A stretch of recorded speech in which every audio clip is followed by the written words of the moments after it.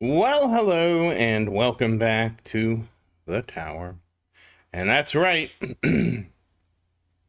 It's another Wednesday, which means there's another tournament. And I have a prediction. We will have another tournament this Saturday as well. So hopefully you can prepare for all of this tournamenting in your life. And let me get everything set up. Very important to prepare for all the tournaments.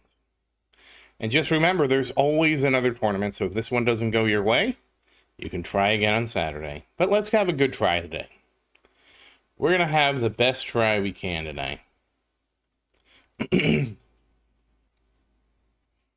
Alright, I am almost ready.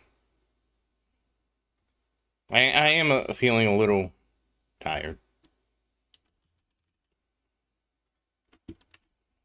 Alright, so the link has been sent. Discord has been notified. I just have to bring it up on my other device. And then we will be ready to rock and roll. So yes, my coin bonus is up, which is nice. We also have 87 quadrillion to spend. Hey Mike, how you doing? Which means we will be doing some spending before the tournament. Okay, I have a little less in tournament mode, so we definitely need to level this out a little bit. So let's go over here. I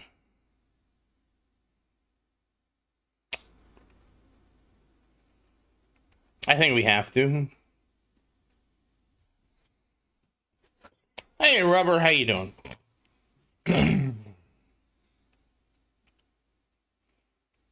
And I think we have to do this too, just to make sure my cell count keeps going up. All right, let's switch over to the tournament spec. And,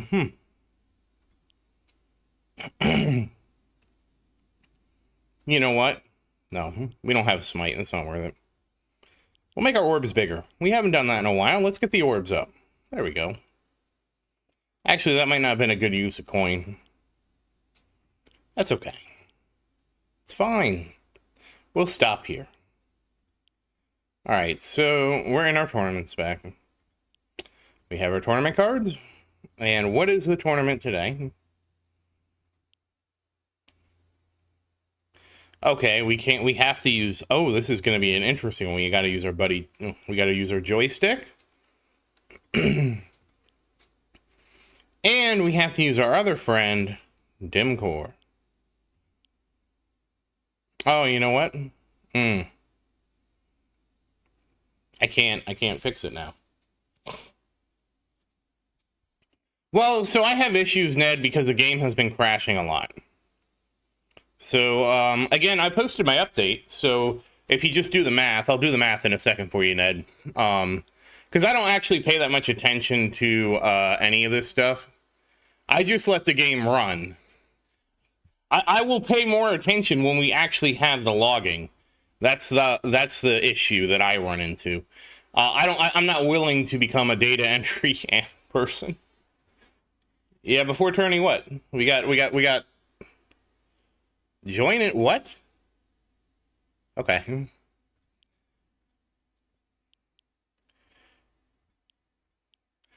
There's a reason for the season. I'm assuming, oh, well, hold on. We have to deal with something else first. Hold on. Yep.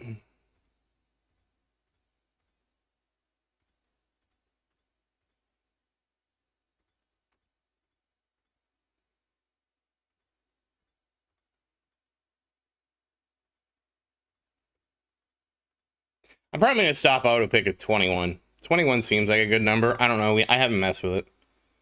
All right, hold on. This is good. This is about to get terrible. Hold on. All right, well, I caught one of them's about to go. Come on. Where's the timer? All right, that's about to go.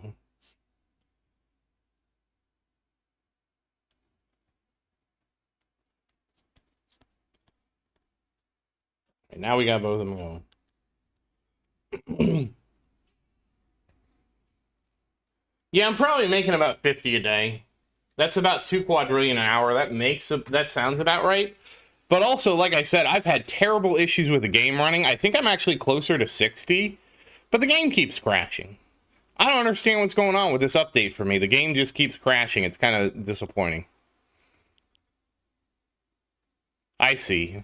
Oh, I forgot to grab my duck. And my grass. Oh, ultimate damage. Oh, okay. What's this? I forgot to even look at these.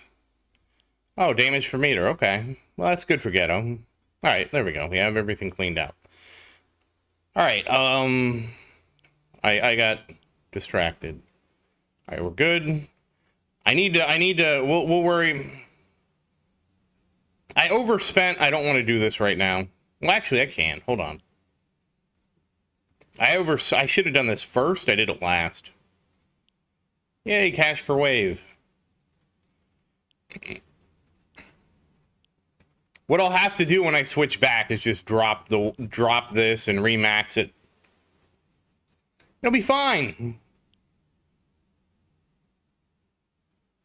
Yeah, you can send me a picture. Hold on, I gotta catch up in chat in a second here. All right, I think everything's set. Let me get started on the tournament, and then, yeah, everything's set. Well, there goes 20 gems. I'll never get those 20 gems back, guys. All right, I have to move things around. And now that we're in the tournament, I need to say hello to everybody. That's very important. Duplicate that tab. Back to this, to that. Okay. Now I'm getting caught up here. Hey, Mike. Hey, Rubber. Hey, Glenn. Hey, Ned. Hey, Nick. Hey, Syntax. Hey, Faust. Hey, Rocket Man. Hey, Omega. How's everybody doing today? I need to probably just level up Fetch again. I mean, I'm not doing anything with it. I probably should just level it up, but I just will do it next. Hey, Virus, how you doing?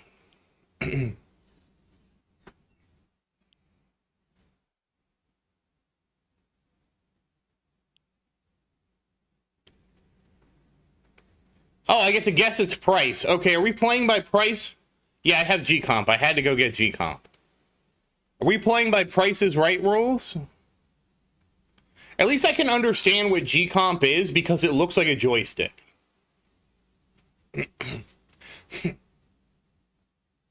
All right.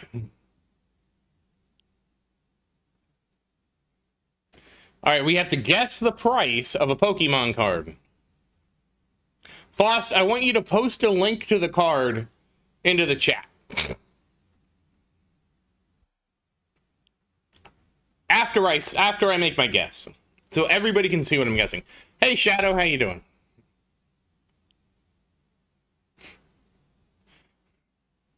I can't even get the game to run consistently. All right, so we have here, it looks like a holographic card with the two Loch Ness monsters kissing each other. It is a Latios and Latios GX 250 XP, and I'm not looking at chat, Buster Purge Aero Unit GX. I'm going to guess this Pokemon card, based on its rarity, the fact that it's graded, and everything else, that card is probably worth $279.99.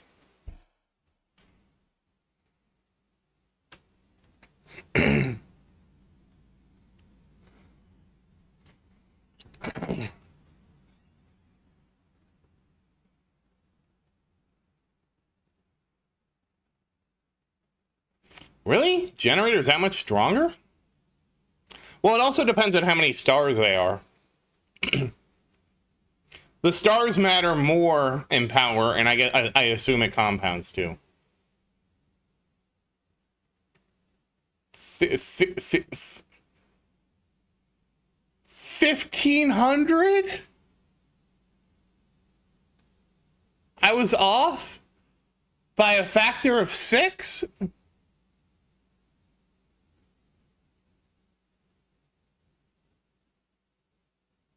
What have I done?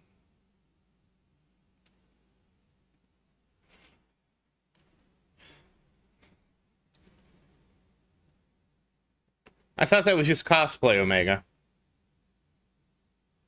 Wait, what is your what is CEDH? Is that a Magic the Gathering thing? Okay, it is a Magic the Gathering thing. Ned, I'm gonna guess that the cost of your deck is $9,911.27.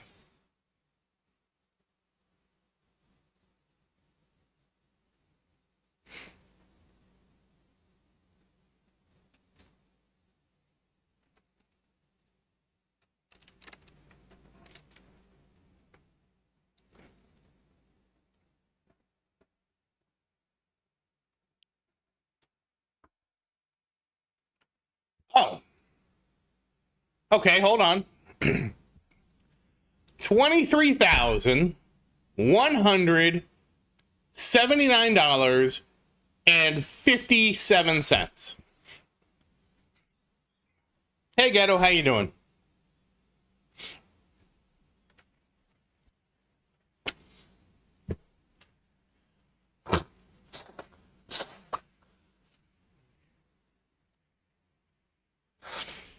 Ned, I hope you have that insured.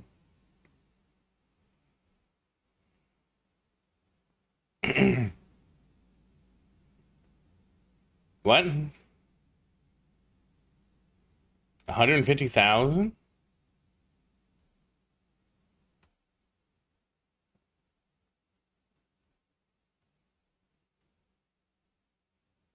My brain. It's my brain. I'm sorry. 150,000 down payment for a house, which is 20%, which means houses are 750.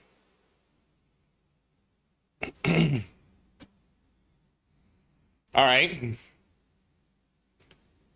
37,852.79. I know Magic can get super expensive. I know, like, that's why as a kid I never played Magic the Gathering, because I knew it was way too expensive of a game for me to play. All my friends got into Magic the Gathering and Warhammer, and I'm like, guys, like, I can't afford, I can't do it. You know, this is too expensive for me. I'm just gonna play a virus. We're gonna have to, I don't know what we're gonna do. I did finish my core bands, except for the 7th band, which is 350,000, or well, 350 quadrillion.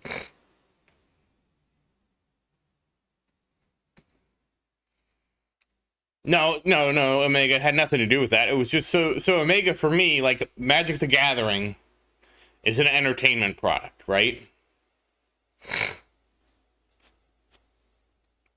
And it's no different to me than any other, and same thing with Warhammer.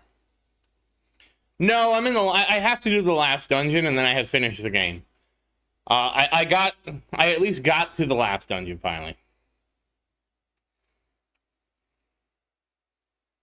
Hey, Sprunky, how you doing?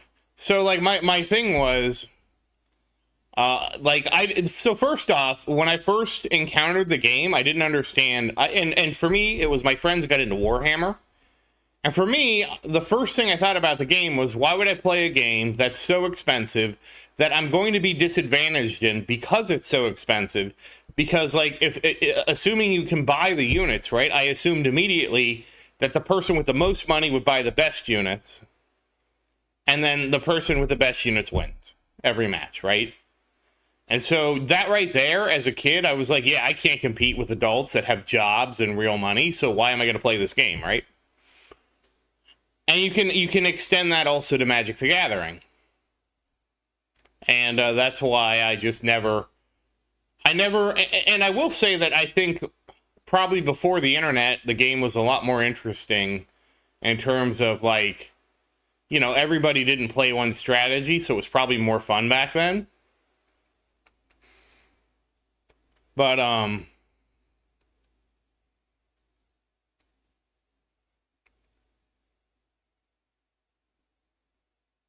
Yeah, I don't know. I never got into it. And to be fair, like when I heard about Warhammer, I didn't understand that every unit has a certain point cost and all that kind of stuff. Because to me it said there's going to be, because I immediately, my mind went to, there's going to be a meta set of units. And if there's a meta set of units, that means that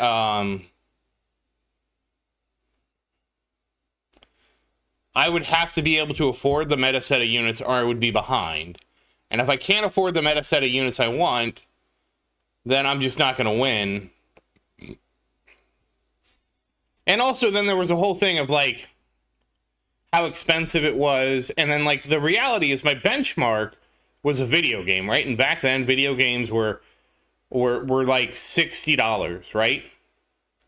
So I was like, you're trying to get me to buy into like Warhammer for like $60 or whatever it was. And when I could spend $60 on a video game, and I know I'm guaranteed at least 60 hours of entertainment out of that video game, and so I just could never get into these. Like I could never get into Magic the Gathering or Warhammer or anything like that. Like the cost was so expensive, it was prohibitive for me to want to engage with the material. But I didn't know, like back then I didn't know about proxies or something like that. Like again, I didn't know about proxies or anything like that. We didn't, because everybody that I played with, they wanted real cards, real figurines. And that's what I kind of wondered. Like I didn't know, I didn't have the language to describe a proxy deck. I didn't know that was a thing, because to me it's like, well, why would I even buy the figures, right? If we know what the figures all do, you know, and if we know what all the figures would do, why can't I just, and again, I didn't know that this was called a proxy deck. If I know what all the figures would do, why wouldn't I just create a stand-in for the figures and play with those figures? But the reality was, I was never that interested in Warhammer anyways, because it was like a tabletop game. So then, like, on top of that, all that, right? Then to even play the game, I have to go somewhere, find other people who want to play with me, and play the game with them. And the whole reason I got into video games as a kid was because, like, I didn't have to find somebody else to play with. You know, I just had to, the game always wanted to play with me. My Nintendo Entertainment System, even though it was a hand-me-down system, always wanted to do what I wanted to do. And there was a big appeal to me as a kid. And that doesn't even get into the things like most things when I was growing up were like fads. So I didn't know how long my friends would even stick with it, you know?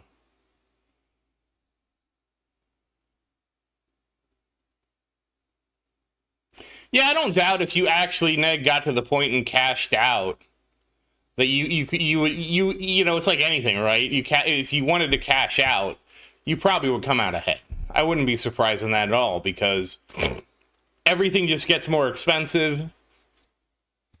I guarantee you there's people that invest in these decks and look at them as investments, because they play tournaments with them. If they said, hey, like, if I had this deck, I could perform at this level, I could have, you know, it's like anything, right? It's like, if I have a $20,000 Magic the Gathering deck, and I go into tournaments, and I take that $20,000 deck, and I can win $10,000 a year in tournaments just by playing this deck mathematically correct, then I know, okay, my ROI on this Magic the Gathering deck is really 2 years, minus my travel expenses, and let's say you have to travel a lot, so let's say, okay, let's say I net $5,000 a year. In 4 years, if I play this deck and keep winning and play in this kind of tournament, which only has these kind of stakes, I can realistically make what this deck costs back in about 4 years. Plus, I also enjoy doing this, and so it's going to be fun doing this as well as making money. So I guarantee you there's some people who have sat down and done that math and realized that, hey, I can make a living or a decent amount of side money doing this. So it's not like I'm going to the club, you know, every weekend, 52 weeks out of the year, and spending $400 at the club, which is just, you know, flushing the money right down the toilet. Which is honestly, Which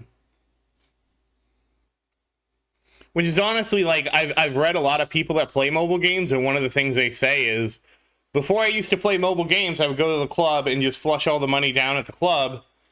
What's the difference of what I was spending? And I remember this guy talking about it like it was nothing. He's like, I'm a small business owner. I used to like to go to the club and party. I would go to the club and party, and I would spend $5,000 a week at the club. I started playing mobile games instead because I could get the same amount of satisfaction from a mobile game, and I was spending $3,000 a week. This was like a Clash of Clans player. And so he's like, even though I'm buying bullshit in a mobile game, as an entertainment product, I'm saving $2,000 a week.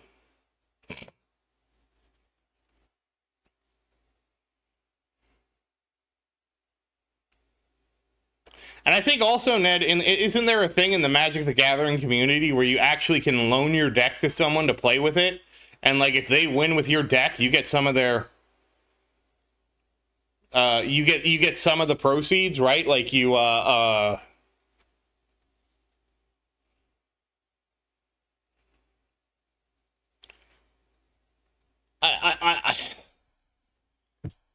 I mean, Omega, it's...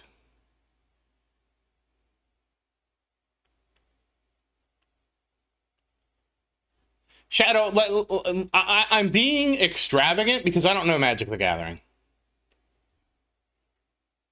Oh, it's only 2000, like 2000's more, but again, like I'm looking at it from my perspective as a kid. Like I would never, like $2,000. That to me is like that would be so much money that I could spend other ways.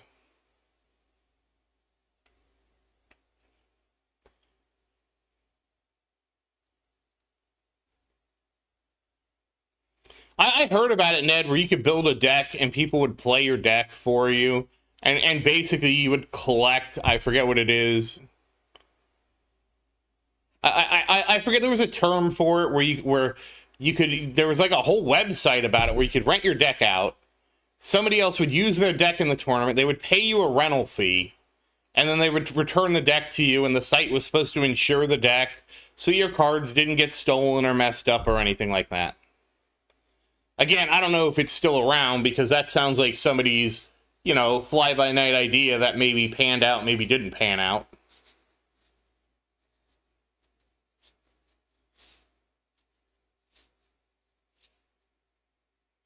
Like, most of what I know about Magic the Gathering is it used to be that big Bitcoin trading site until they got hacked.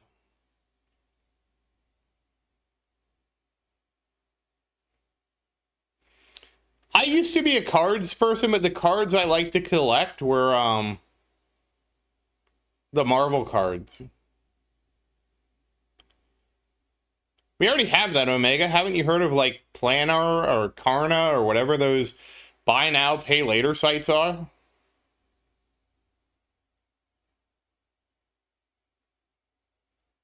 And Shadow, I understand. I'm not trying to knock the hobby. I'm trying to bring perspective to, as a kid, why I didn't get into it more than, like, hey, if you're spending, like, again, like, if you're spending $2,000, that's a reasonable entertainment budget.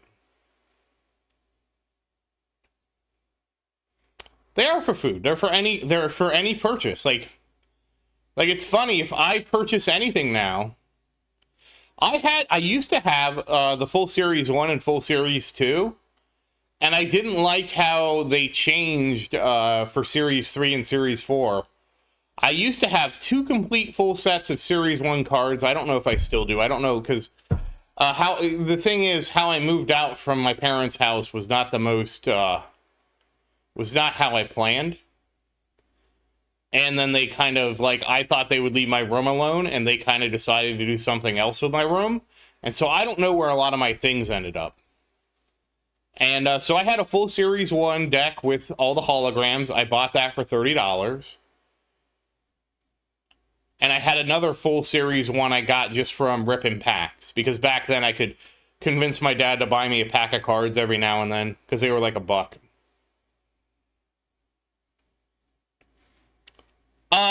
Omega, I don't know the ins and outs of how Planar and Karna and all these other effectively short-term loan facilities work.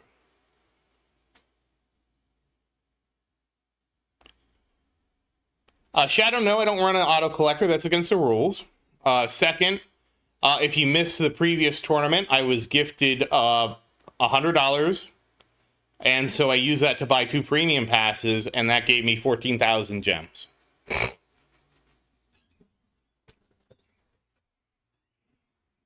I don't know exactly the regulation that these fall under, Ned. I do believe they're considered small-time loans. Yeah, it was kind of amazing, Shadow. If you watch the stream, I think it was last Wednesday, it's a 5-hour stream because not only did I do this, I was able to then switch to BHD. And then from BHD, I was then able to... No, loan sharking is illegal. Private lending is legal. Loan sharking would be if I charge you, like, there's an upper cap on interest, like 50% interest, right? Private lending is as long as I charge you a rate under whatever I don't know how they compute the rate. Like if I lend you $10,000, Mike, and I say you have to pay me 10% a year interest.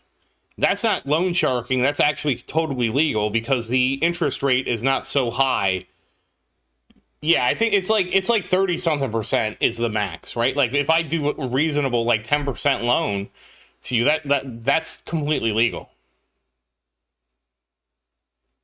Yeah, and if you decide not to pay me, all my only recourse is to use the court system to take you to small claims court and try to adjudicate the claim. Oh, okay. Well, I hope you had a nice time at the cottage. And that was a really wild stream. Like, I wasn't really expecting that to happen. So now I'm on BHD now. I actually don't know.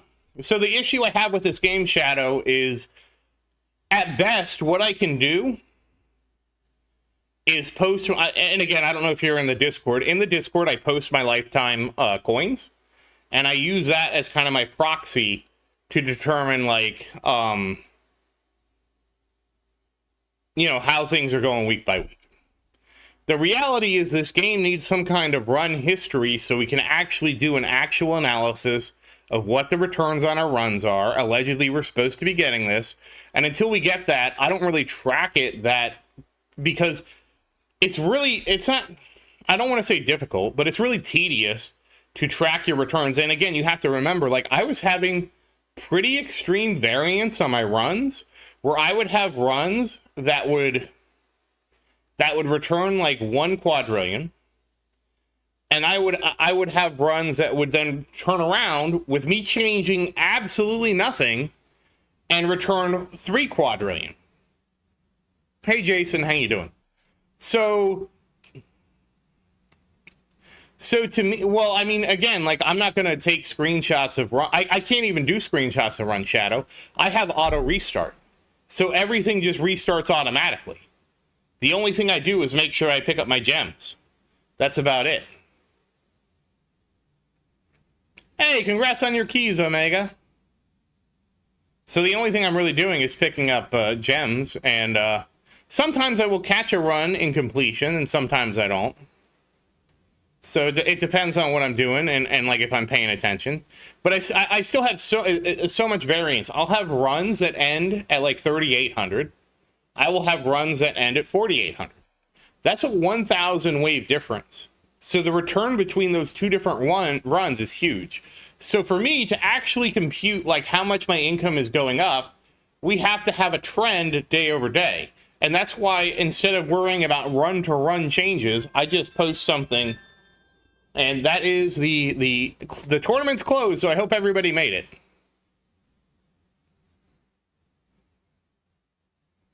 I mean, Ned, you're just talking about you're just repackaging what payday lending is at that point.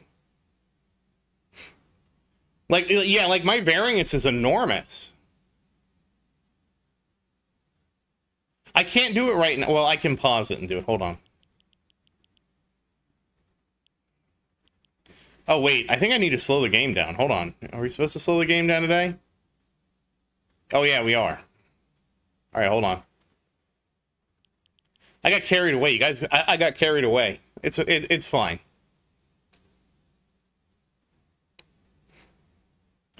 And you know, a payday loan is just, and don't forget, Ned, the real secret is fees.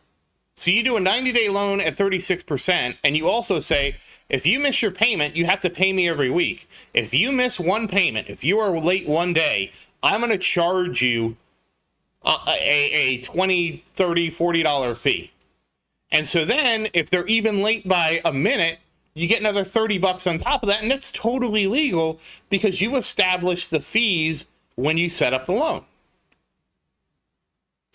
And if they keep screwing it up, then you just get more and more fees, and you can actually make more in fees than on interest on the loan if you structure it correctly. I'm not saying that's the right way to do it, but legally that is a legal way you can do that. And that's what the payday loan places do. I mean, that's what that's Omega. I know you're from Canada. That's what healthcare in America is about. Deny your claims over and over again, force you through the meat grinder to get your claims paid, hoping that you'll effectively give up on trying to get your claims paid.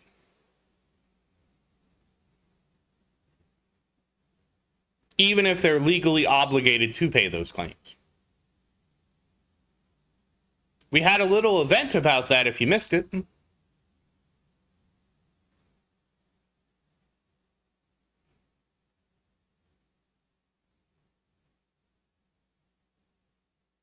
I hear the guy was one of the Mario brothers.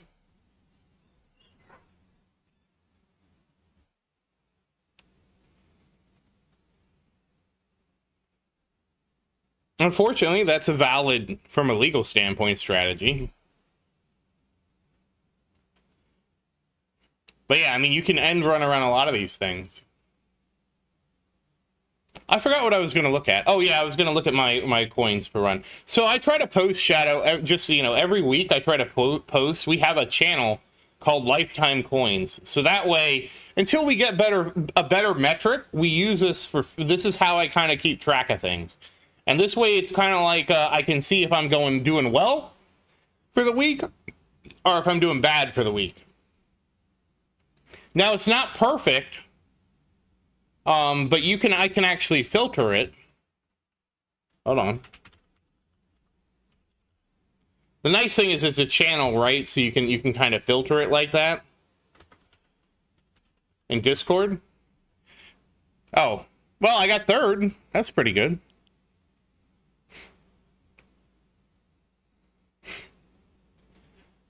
Yeah, that sounds like a payday loan. Oh, wow, this is actually close. I actually, 60, this is a 61. So this was so I have had a few more close calls where things could have changed. I think this is our fourth one. Hold on, we're gonna set up for, I need to set up back for farming. We'll do a farming run for a bit. I don't want to end the stream just yet. We'll switch. Oh, I'm gonna need to, hold on. We can do this, this isn't a problem. Restore that, get my coins. Come over here, switch to farm spec, come back over here. Max this out, and then we're good. It's not, it's 4 or 5 levels behind, but that's fine. We'll make those coins later. Where's my buddy? We're gonna digest. Gonna MVN. Okay, we're all set. I'm hoping so. I started working on the battle condition one right here. I don't know that I want to reroll because, well, I have 1 million. Do we want to reroll? Oh, wait, I can't reroll. This isn't 201 yet. Never mind. I don't think I need to reroll this, do I? Should I try to reroll this? All right, 1 million isn't much. All right, we'll just wait. I have no Ghetto. I have no metric for how much things are. All right, let me get my skips going, and I'm still looking at my thing. So, in three days and about 7 hours, So we'll compute that into hours. So that'll be, we'll say 79 hours.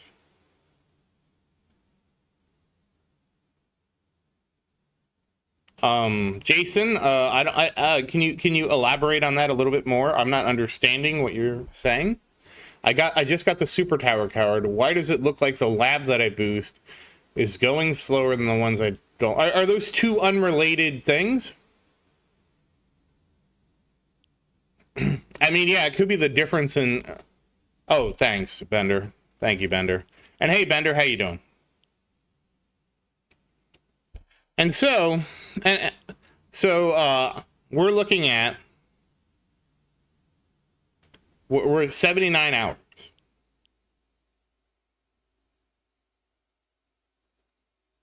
Oh. If the lab you're boosting has longer duration, that's why. So we're looking at 79 hours. Between 79 hours, I made 160 quadrillion, which is roughly averages out to about 2 quadrillion per hour. I will post a new update after this tournament. Actually, hold on. I'll post it now. 1 second. Oh no, the game went away. You know what? Nobody asked me why I slowed the game down. I was too busy talking about something else. I don't know. Which one was it?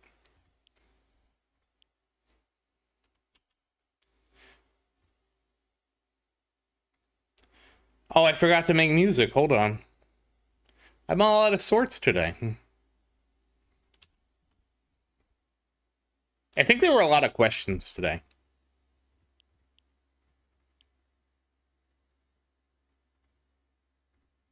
So I just posted another update. Wait, did it not go through? No, it did. And that's with the game crashing, by the way. So I'm not really happy about that. So again, it's this is roughly 3 days and 13 hours. So 3 days and 13 hours is 85 hours. And in that 85 hours, I made about 150 quadrillion.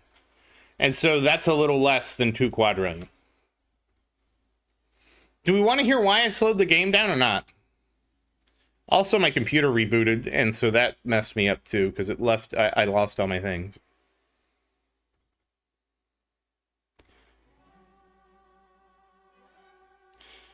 To be fair, I've only been streaming for 40 minutes. I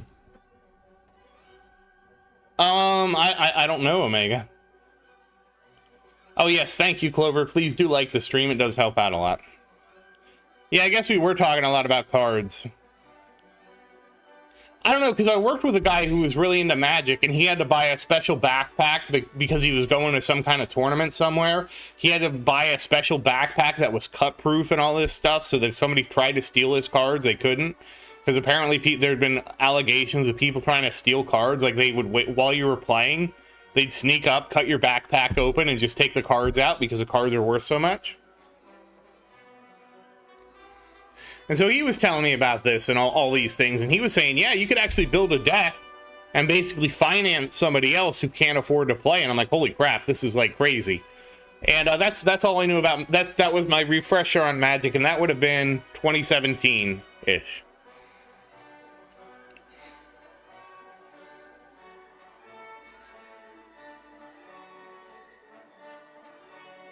Oh, so you got warped. Yeah, you should definitely boost lab speed to whatever the highest boost you can do. So if you're doing all 1.5, that's and you can get 1 to 2, you do that 2 on lab speed. If you can only do 1.5, you do that on lab speed. You died to speed, Omega? Well, here's the thing, Omega. You have to slow your game down, and I'm going to tell you why. So imagine you have a 10-meter table, okay? On one side of the table, you're on one side of the table, and you're moving 11 meters per second between frames. Now, the way the game works, in one frame, you'll be on one side of the table, and the next frame, you'll be on the other side of the table. And you never actually collide with the table. Now, if you reduce the game speed down, let's say you cut the game speed down in half, Now you're moving 5.5 meters between frames. So on the first frame, you're on one side of the table. On the next frame, you're in the middle of the table. And now the game is forced to handle the collision between you and the table. Now, this applies to inner landmines, this applies to your wall, this applies to a variety of things in the game. And that's why it's important to slow your game speed down at the upper echelons of the tournament. That's why we're the 10-meter table.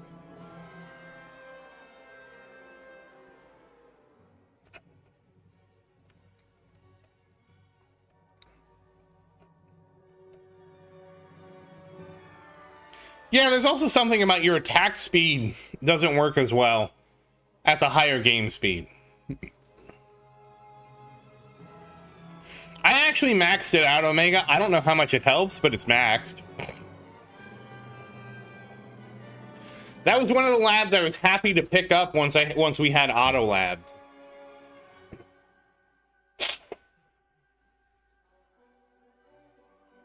Yeah, I'm sure I get a couple waves out of it, you know. I guarantee you it helps.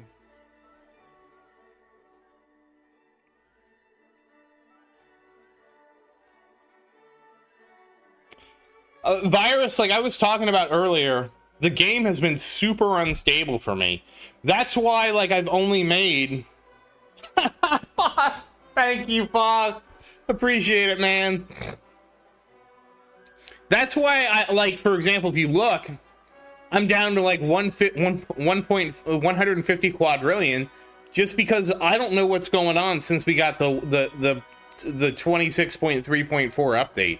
It seems like the game is somehow less stable. I don't know if it's a me problem. I don't know if it's, you know, I don't know what's going on. That's why I was asking. I don't know. I don't know if other people are experiencing these issues.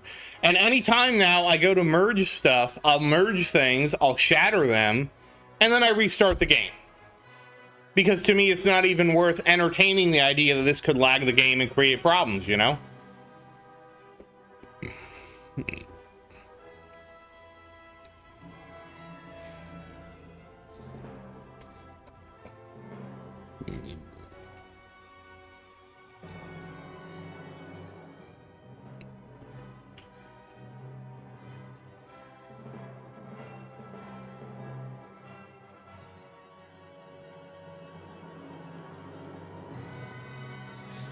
Part of the problem, Virus, is I don't even understand as a programmer how the merging creates these problems in the first place. What's going on when you're auto merging that somehow could have all these side effects? Like the merge system should be entirely disconnected from all these other systems. And I also wonder about the ad thing that people are reporting where the game just keeps serving ads. Like, how long has that been going on? I can't imagine that's been going on for the lifetime of the game unless somebody corrects me otherwise, because I feel like it would have been pointed out before. Yeah, but they're using C#, Omega. You can force a garbage collection.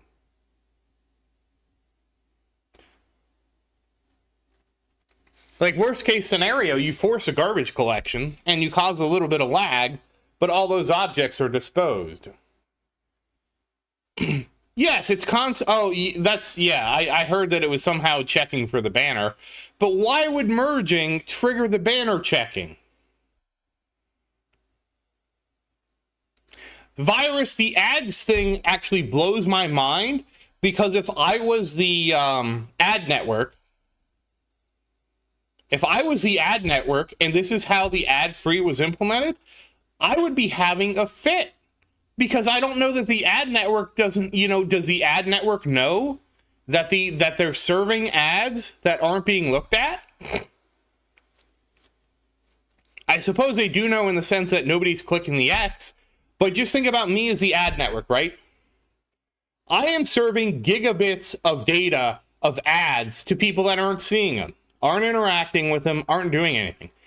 I am surprised they're not in violation with the ad network. I can't believe that, Omega. I cannot believe that. Like, I understand advertisers are not well regarded, But as an advertiser, you're wasting my bandwidth. It's just generating waste. Like, why would you want to, like, as the ad network, why would I want to serve up ads, have micro bids, do all these things for ads that are never getting displayed? It's if that's the industry standard, the ad networks really need to up their game, because basically all this waste is making it so the ads you do see pay even less.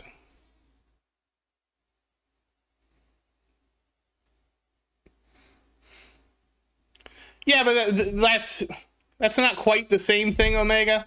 Because as an ad network, right, my goal is to minimize the amount of resources I have to spend to put advertisements out. So as the ad network, I should say, if you are not displaying my ads, don't make the call. Don't call my ad network. Don't pretend you're showing an ad to somebody, because that's negatively impacting me. Like this is a total waste for the ad network. This isn't even talking about the waste of, we're wasting bandwidth, battery life, and everything else for everybody who's playing the game, right? That's just a waste of we're just pissing electricity out the window, right? We're not even talking about that. We're talking about the ad network who's trying to make money off this. We're wasting their resources. They should be the ones gatekeeping this and saying, you cannot do that.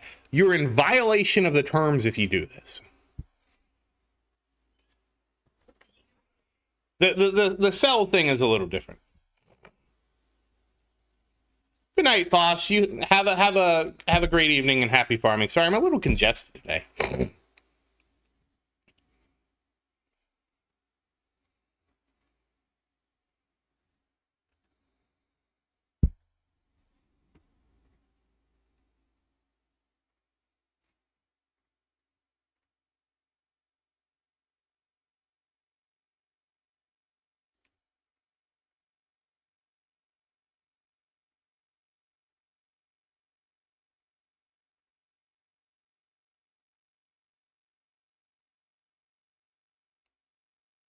I actually don't have the it depends on your range, Jason. Sorry.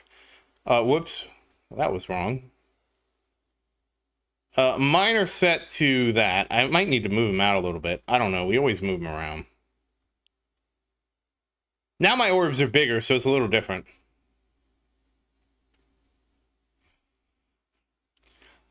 So, I am not surprised for the game itself, Bender. I am surprised from the ad network. That's where I'm surprised at, because I expect the game to be wasteful about stuff like this. As the ad network, I care about my revenue and my profit margins being as high as possible, right? If I'm the ad network and I am serving gigabytes of ads, and honestly for them, it's probably much closer to terabytes, maybe even if they're a really large ad network, petabytes of data each day for ads that aren't getting seen. As the ad network, I would say you're violating my terms of service by requesting ads that you don't display. Because again, I'm talking about the perspective from the ad network. What they want to do is spend the minimum amount of resources to show advertisements that people actually see and interact with, not send out tons of advertisements that just sit in the background. That doesn't do anything for the ad network. And so I would think, because so I used to do, like way back in high school, I used to do a little bit of affiliate marketing. And every ad network was super strict about their rules about this. Like, you can't waste resources. You can't request and hide ads or any of this kind of nonsense.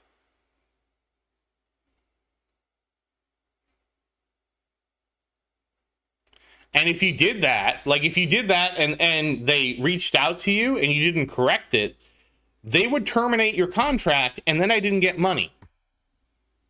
And so then my piddly amount of money I made from advertising went to zero.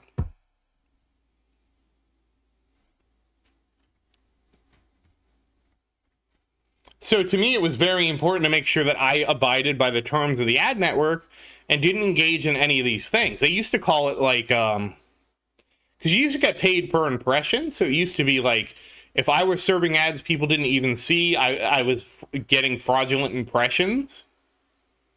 And again, this isn't about like ad block or anything like that. Obviously, if I display the ad and you have ad block and you hide the advertisement, that's two separate problems.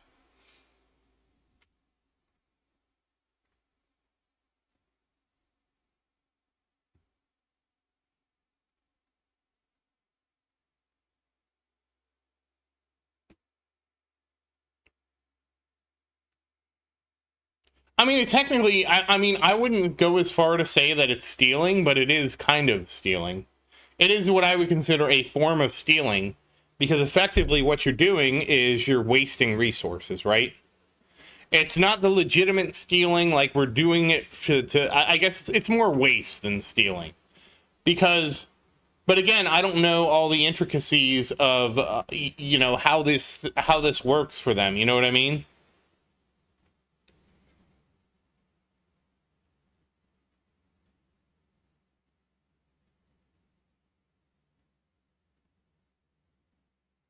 It's actually waste. But the thing is, unlike a lot of things, like a waste of time and stuff like that, this should actually be measurable waste, because you actually should be able to run a metric that says,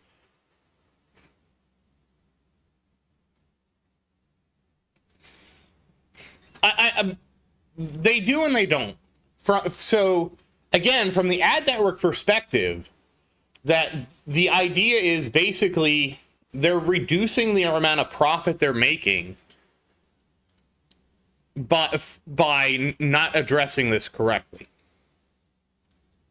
Because effectively what's going on is that every resource they spend to serve an advertisement that isn't seen. No, it's actually Unity ads, believe it or not, at least in the Towers case. Actually, I don't know how big Google is in the mobile space, but to me, the big players are the Unity ad network, and I don't know who else. So, I mean, I'm sure Google is involved in some level, but I actually don't know anybody outside of Unity ads. And I believe that's because Google's ads are actually... Oh. Well, I mean, if you were getting Google well, I don't know. There are different ad networks too, so I don't know, because it wouldn't be out of the realm of reason, right, for somebody to sell advertising. Buy advertising from Google and turn around and resell it, you know? So either somebody is subcontracting to Unity because they're saying, if I buy these ads from Google, or display these ads from, or actually, sorry, if I host these ads from Google and then turn around and resell them in a mobile game, if people click my ads from Google, I'm making this return over what it's costing to resell them. You know what I mean? Basically, it's like a reverse form of click farming. So if I can buy advertising on Unity for less than I get the return on people clicking the advertisements, it makes sense for me to buy as much advertising on Unity as I can and just pass my Google ads right through it and make money that way. So it could be something weird like that. And you know, that's one of those things, works every time until it doesn't anymore.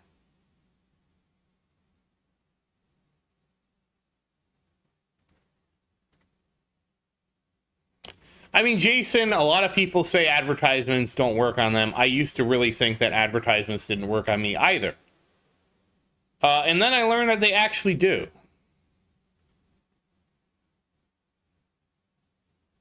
I mean, that seems to be the case, Omega, because if they're willing to waste their ad network's bandwidth to serve advertisements that people aren't seeing, not have a rule to say you shouldn't do this, there's nothing other than to say than yes, incompetence. The only other thing I could suggest, Omega, is that they do this intentionally so they could trump up, and again, this would to me would be an SEC violation, to say we have this many advertisements shown each month, without disclosing that, like 20% of these that are never even looked at. You know what I mean?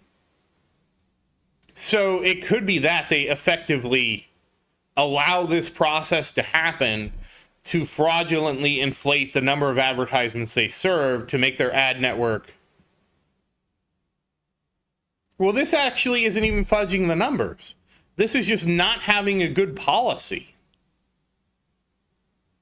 You know, this is not having a good policy that says, hey, if you have an ad-free package where ads aren't actually served, you shouldn't do that, right? Like this is just corporate incompetence. And this is incompetence that favors the corporation because it makes them look bigger than they are.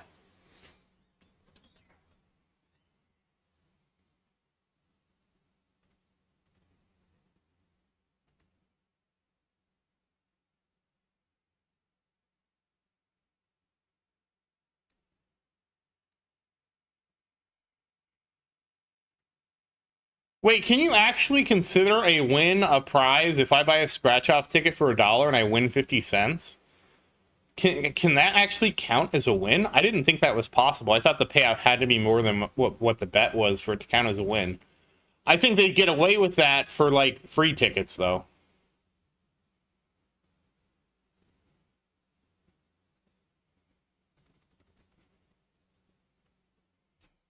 Yeah, there's supposed to be laws to prevent vending machines from eating your money, though. That's... You know, they're supposed to have a robust policy where you can call. At least in the state I live in. If you have a vending machine that eats people money... Oh. I mean, but again, if you have a vending machine that eats people's money and doesn't dispense products, there's actually a number on the vending machine you can call.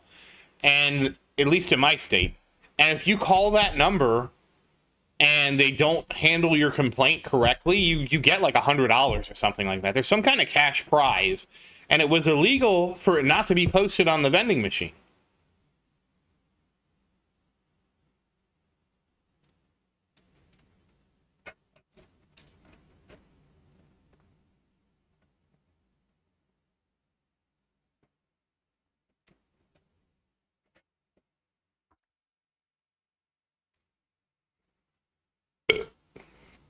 Excuse me. Sorry about that.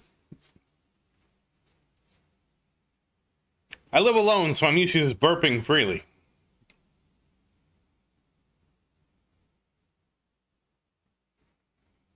Yeah,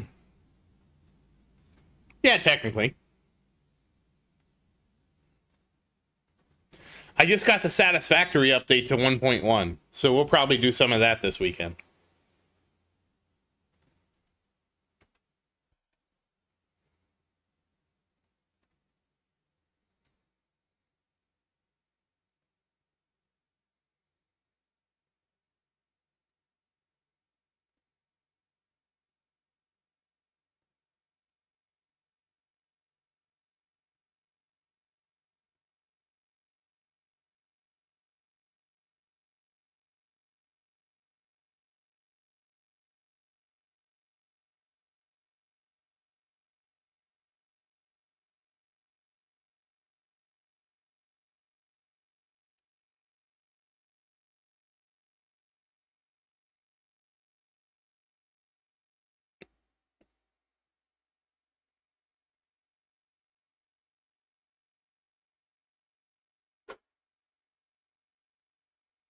Oh.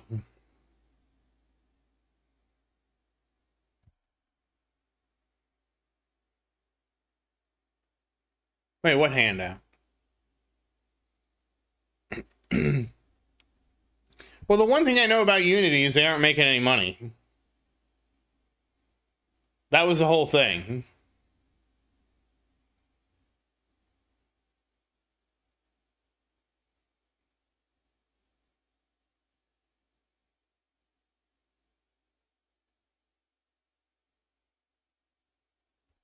Oh my god, we got Elevator. How did you sunburn your hand, Jason? Oh yeah, that loophole. Yeah, that's not surprising. I've heard about that before. I don't think it works here in America.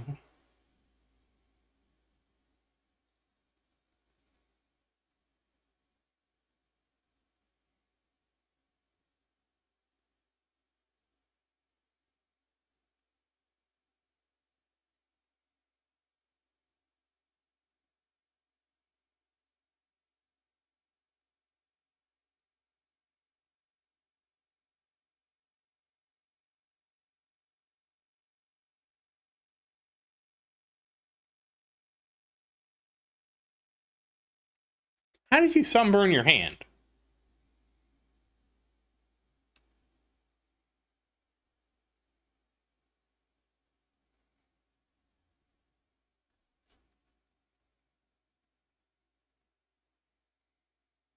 Oh, well, sunburns have nothing to do with heat. Hey, Shinobis, how you doing? Not much. We talked about Magic the Gathering cards. I got the tournament. Here's my tournament result. So I'm chilling in third place. I was actually pretty close to second. That was kind of surprising. But third place is good. We get 15 keys out of it, so I'm happy with that.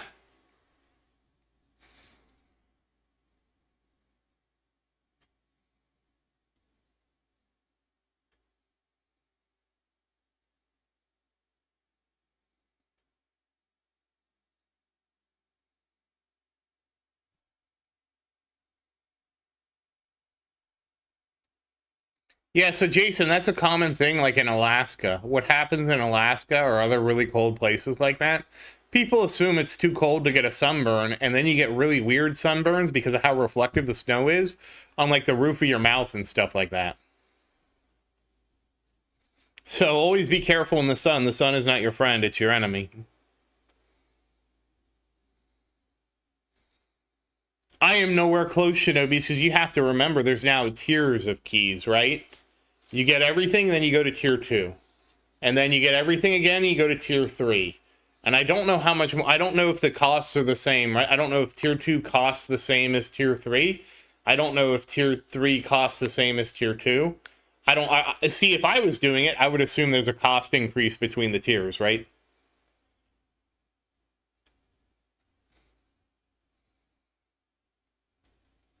You got your eyes got sunburnt from skiing?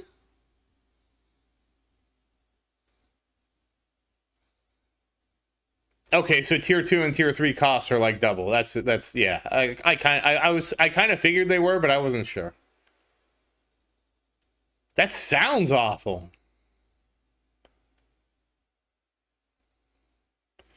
Well, that's because skin burns are from ultraviolet radiation, which doesn't always radiate as heat.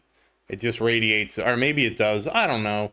The sun hurts you. Okay, stay inside. That's what I learned as a kid. Just if you're inside the house, the sun can't hurt you, and then you can control the air conditioning.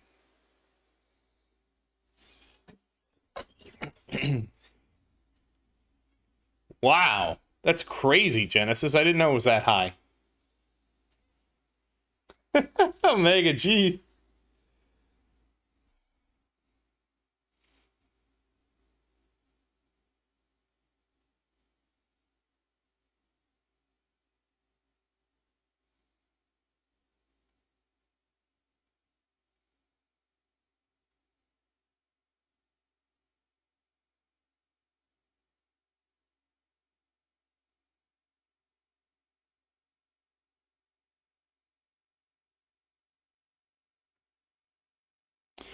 Oh my God, Satisfactory added an auto connect for blueprints, so you can build blueprints and they connect. Oh my goodness.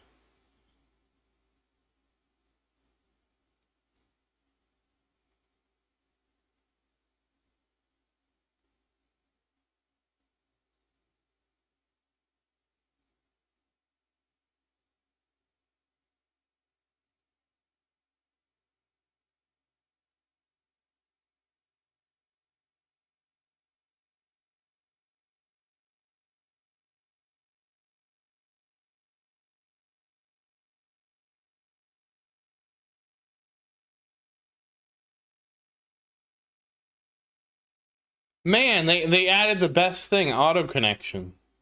And they removed the distance on nudging, thank goodness.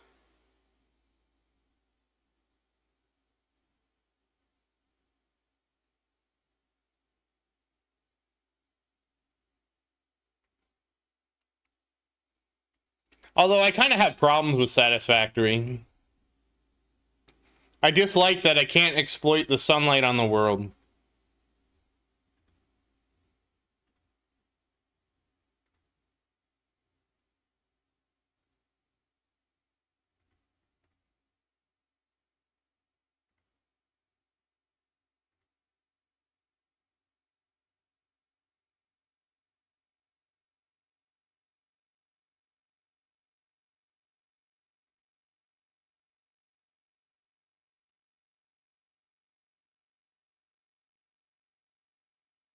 Oh wait, today's Wednesday.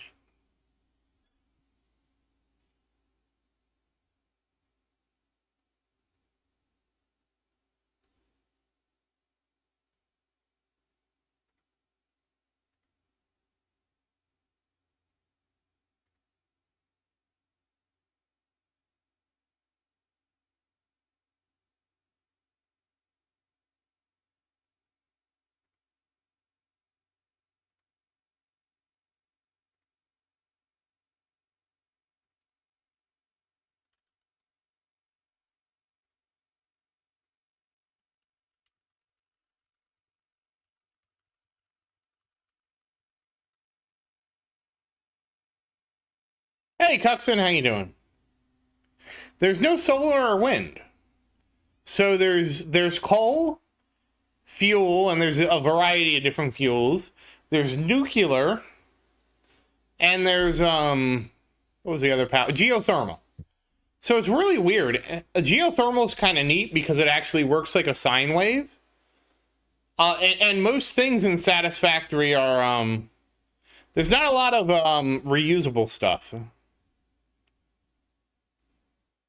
No, that's an old one, Shinobi's. 30 million critical hits, yeah. Renewables aren't hard to balance.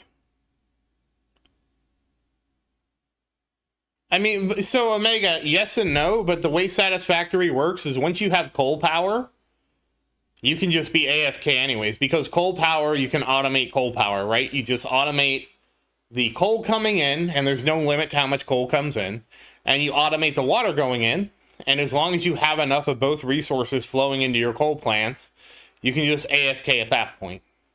Hey, New, how you doing? I'm actually sitting at third, believe it or not. Hold on, I'll show you. Unbelievable, almost second.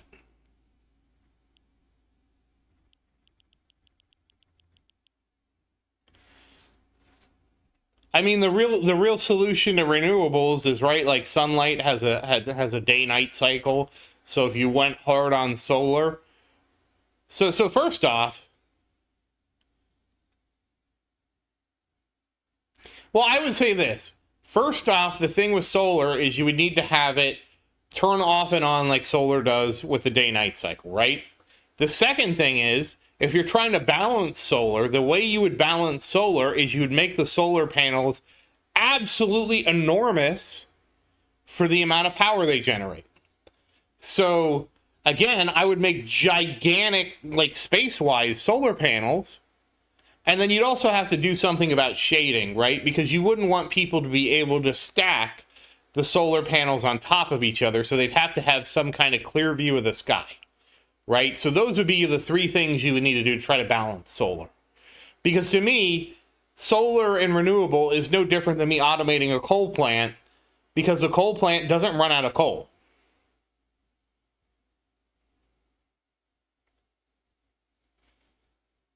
This is Satisfactory.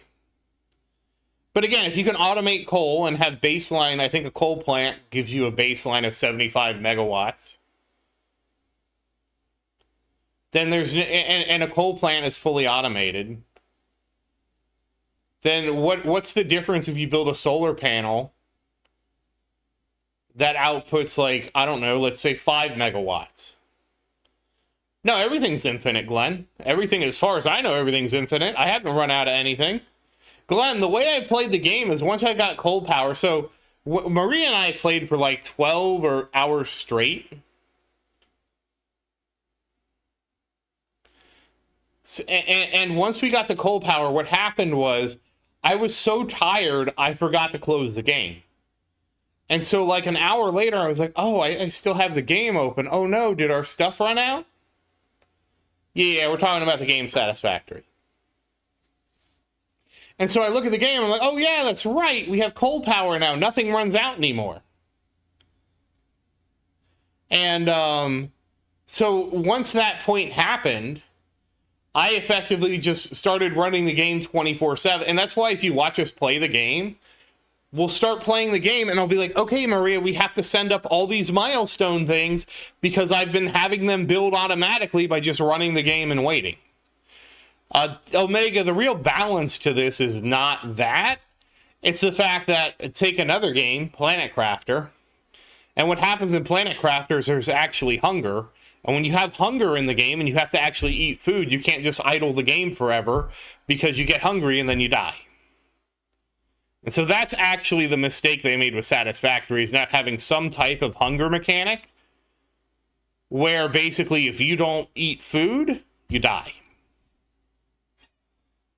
As soon as you implement something like that, you can't just go AFK indefinitely anymore.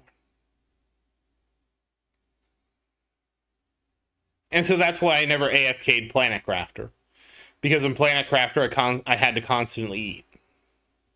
So I couldn't really AFK eating, you know.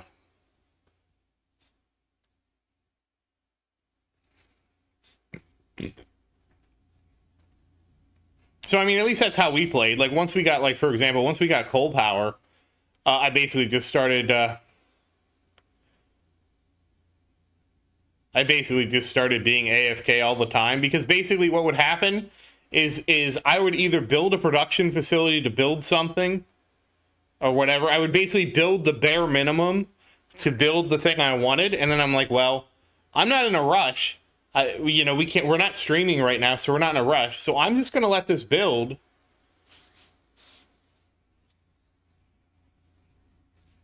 Yeah, that makes sense.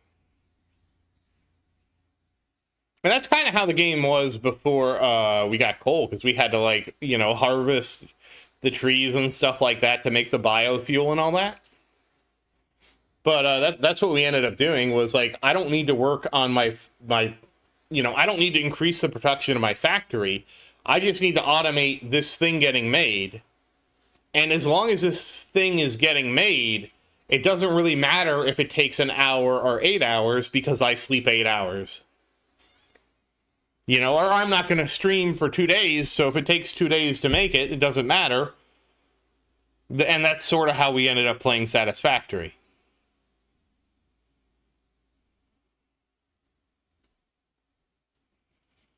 But again, that's a fundamental flaw in Satisfactory, not having some kind of hunger mechanic where you have to actually eat. And you see the same thing in Power World, right? Power World had the same problem. You could automate your production, and then once you had your production automated, you could just AFK.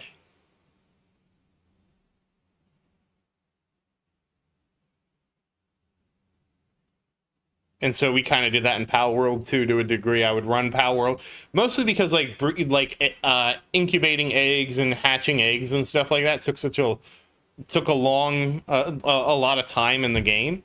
So to me, it was better to just run the game, let the eggs collect the eggs, go hatch the eggs, and then go merge the creatures.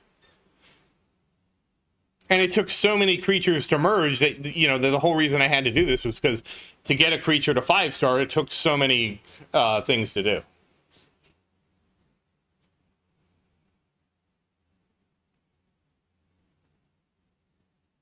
Is this a mod you're making for Satisfactory, Omega? That sounds kind of wild. I've never made a mod before.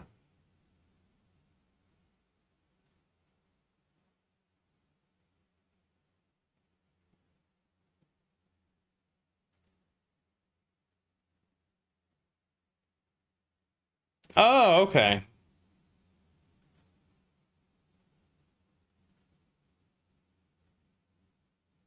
I have mixed feelings on hunger and stamina mechanics. If you can automate the food production, and so one of the things with hunger mechanics is I like it so that you can automate the food production, and like what I think Power World did well is they had like a food pouch or something you could have on your character, and you could actually put the food in the food pouch, and then your character would just eat it automatically when they got to a certain level of hunger, excuse me. So that was, to me, was kind of a balance, right? Like you could, and again, yes, that just extends the amount of AFK time, but at least it gives you a game mechanic to work around, right? Where at least if you auto eat the food, it's not totally super terrible, because you don't, like if you're out running around, right, you have your food pouch and you put the food in it. No, I haven't seen the AI Yeti shorts. And then conversely, there is an upper limit on how AFK you can be, right? Because you'd have to resupply the food. I would like to see a feature like that in Planet Crafter, if I'm being really honest. Honestly, my biggest complaint about Satisfactory is how unsatisfying it feels to use vehicles for transportation.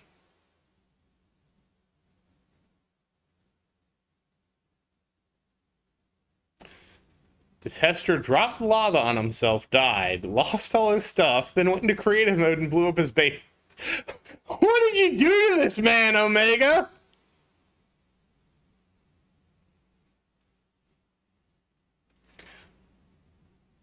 I mean, so it's one of those things, right? As long as you can automate it, I don't mind it. And that's what happened in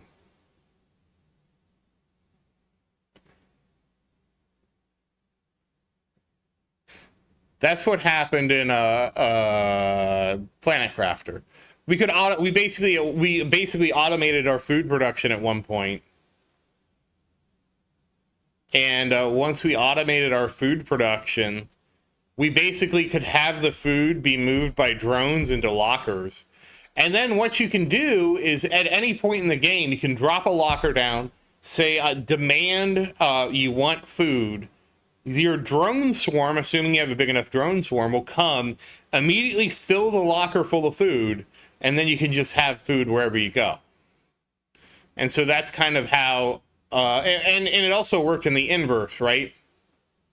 Like one of the things in Planet Crafter you do is you run around and explore wrecked ships.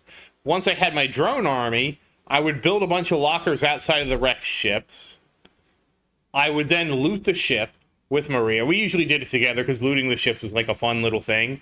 Like for whatever reason, for Planet Crafter, a game that doesn't really have like monsters in it like that, when we would go explore the ships, even though we know there's no monsters in there, they were so creepy, and I couldn't figure out why. They felt so creepy, even though we knew there's not like monsters that attack us in this game. And I could never put my finger on why it felt so creepy to do this.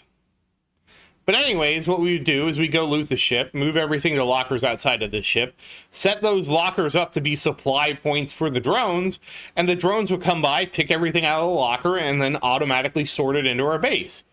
I would say that Planet Crafter has probably the best drone system I've ever seen, because you can basically set it up to be auto-sorting, which to me was amazing. It was amazing.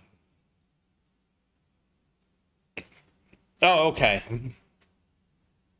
Yeah, the whole lava thing, yeah. Because if it becomes dangerous to collect, then you have to have some kind of automated system, like you have to kind of build like a trench and trench it to where you want it to be.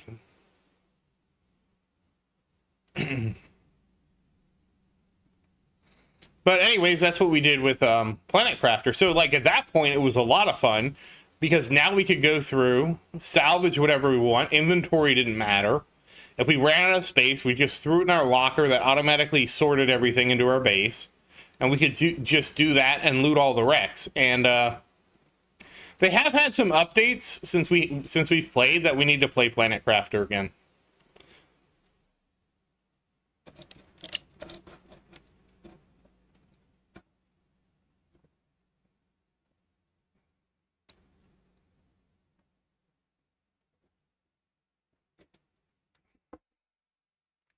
How does lava ever not take you to the end game?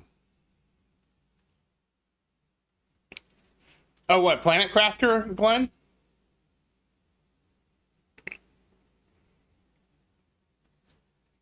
I heard they added vehicles, and we haven't played it yet with the vehicles. Yeah, we will do it at some point. Honestly, our history with Planet Crafter is our original playthrough. What Marie and I did was called parallel play, because it didn't have multiplayer. So I started up a game, she started up a game, and we played like side by side. And we were so happy when Planet Crafter had added multiplayer that we just abandoned our individual plays, and we made a multiplayer save, and we played that ever since. And I will say this, like, One of the interesting things about games like Planet Crafter and Satisfactory and stuff like that is if you actually play multiplayer in those games versus single player, you start to realize the force multiplier of just having somebody working with you. Like, it doesn't seem like it would be a lot, but I remember in Planet Crafter, because I could focus on building just the stuff we needed for power and stuff like that, that Maria could then focus on doing what she likes to enjoy, which is build the base.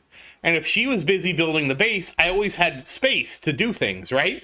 And so it just accelerated the game so much because I'm Mr. Super Efficient. Like, all right, it's time for me to get all the resources gathered and stuff like that. And she would just love to build the base.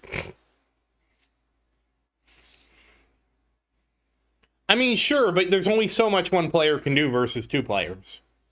Like, yeah, you can always become more effective with your time management to make more stuff. But having two players work together, even at 75% of your optimal efficiency, is still 150% of what one player can do. And that doesn't even get into things like if we went to loot like a spaceship together, now we effectively have double the inventory space to loot things, so we could split things up and not have to make 2 trips, right? Especially at the early game. It's a lot more impactful at the early game than late game, because late game, you have teleporters, you have lockers, you have drones, you have all these things, and you don't have to care so much. But in the early game, like if we went to loot a ship, we now have double the inventory space to loot everything out of it. So it was really nice. We got to the point, Glenn, where we were working on getting the trader's tender or whatever it was for Riley. And Omega, I would say I'm generally an efficient person when playing a game. I might not be most efficient when I'm streaming.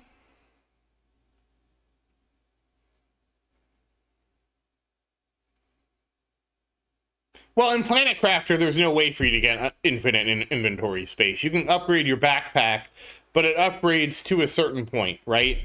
And once you get to that certain point, and again, like, you also have to progress through the game to upgrade your backpack. But when you start out of the game, like, you have a backpack of, I want to say, like 12 spaces or something, maybe 16. So having 2 players with effectively 32 inventory slots go in and loot something that has maybe 64 items in that, now you're taking now you have to take 2 trips versus 4 trips. Oh, well, I mean, that's neat. But I'm talking more about Planet Crafter over the mod you're making. And so that, like, when you add all these things together, it just becomes, like, 2 players just become, like, a force multiplier. And again, 2 players working together, even at 75% optimal efficiency, still, like, does better.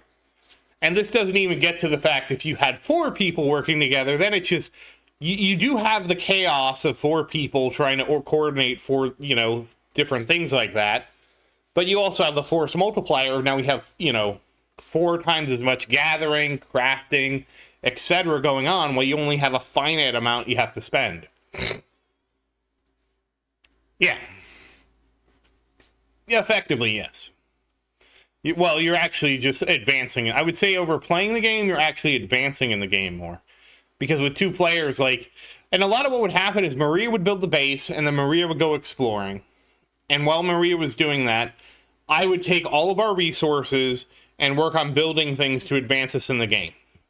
So when we split the tasks that way, now you have 100% uptime on just me building the base. If I need a resource, I say, Maria, hey, can you pick up some of this stuff? We're running low on, like, iron, for example. I need more iron so I can do this. I'm going to go pick some up. You go pick some up. So now we both come back. We have 2 inventories of iron and half the amount of time half the amount of time of single player because we both went and got iron. And so those kind of force multipliers really add up over the course of a game.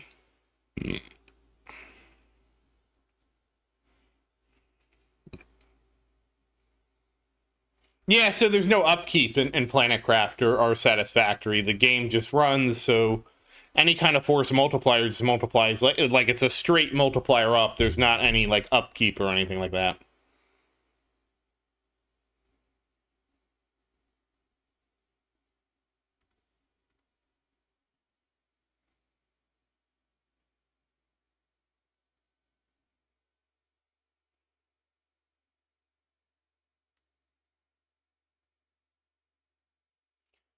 Wait, what do you mean nanobots? I did that with drones. What are nanobots? Is that a new thing?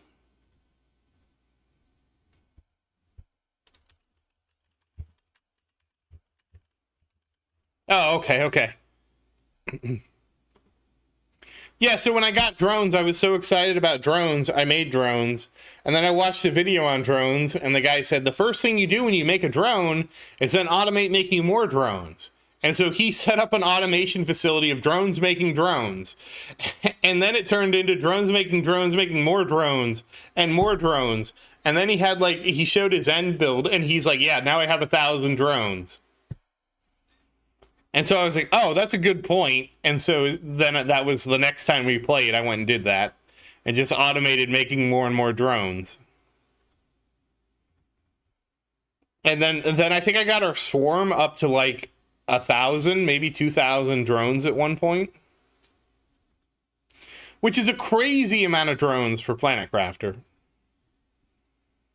Like, you probably could get by in Planet Crafter with like 50 to 100 drones. We had over 1,000.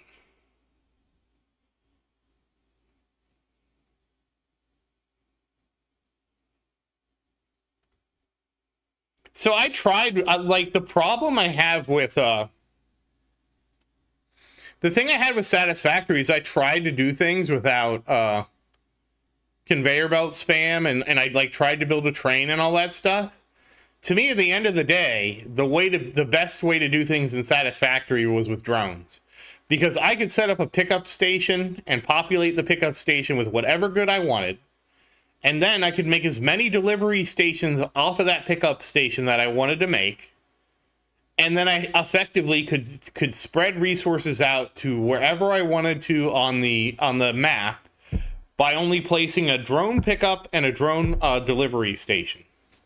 And that was so much more efficient than trying to figure out how to set up a train, how to set up trucks, how to do anything like that. Yeah, they do abstract, but the problem was it was so time. Like, I built a train on Satisfactory, and it took me so long to build this stupid train. I got so frustrated and so disillusioned with building a train because it was so frustrating to automate my sky train to make it work.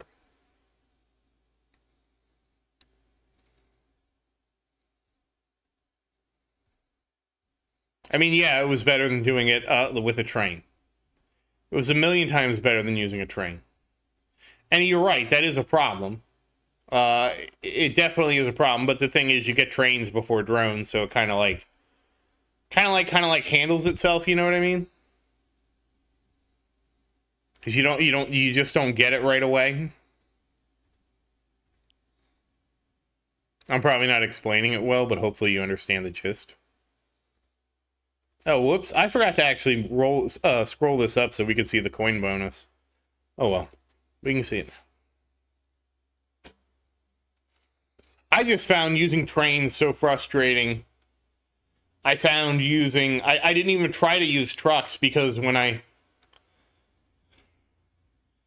actually tried... when I read about setting up a truck route in Satisfactory...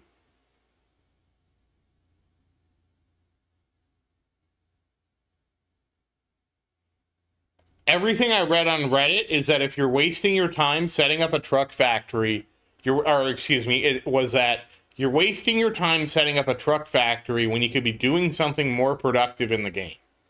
And so I was like, huh. And a lot of that had to do with because you have to fuel the trucks. Like, to me, the vehicles in Satisfactory, they suck.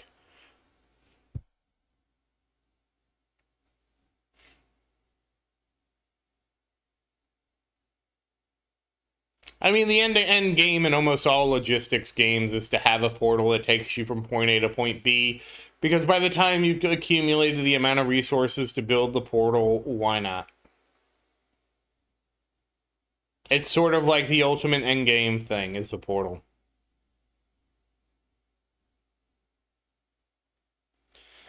So the issue with vehicles I found is, number one, they take too much fuel. So they take too much fuel, And then the thing is, their rate of movement compared to what you can move as a player isn't really that much better. So if you play Satisfactory, you can do the slide jump thing. And you could slide jump your way. Like, the slide jump, I don't know how fast that moves you because it doesn't tell your speed. But for example, comparison to that is the truck. And I like the truck in Satisfactory, but it takes so much fuel.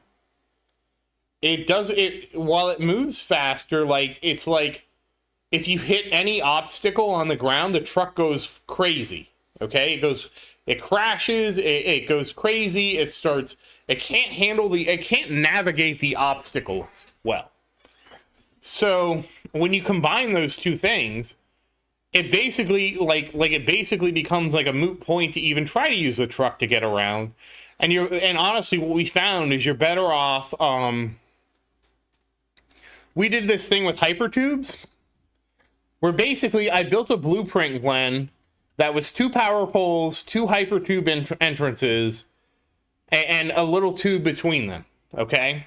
And then what you do is you take that blueprint and you just stack the hypertubes in a row, right? So you have entrance, hypertube, entrance, little space, entrance, hypertube, entrance, little space, and you do that over and over again, ideally with a blueprint. And then basically you have a line of these hypertube accelerators.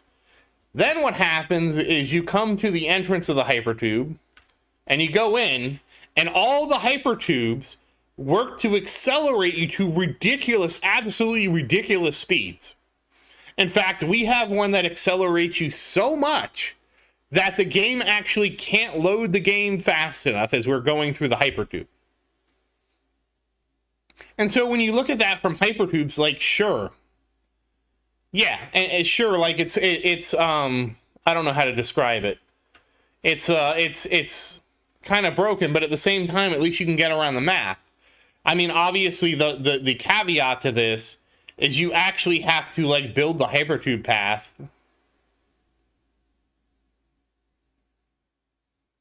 And I'm going through it right now. Like, it's so fast, I actually start frame skipping. Like, the game can't animate the scenes fast enough so that I just get a freeze and it skips to the next location. That's how fast we're going in our hypertube.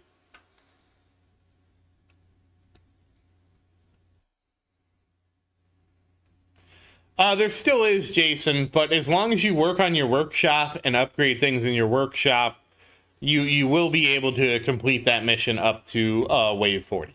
So just make sure you spend your cards or spend your coins upgrading stuff in the workshop.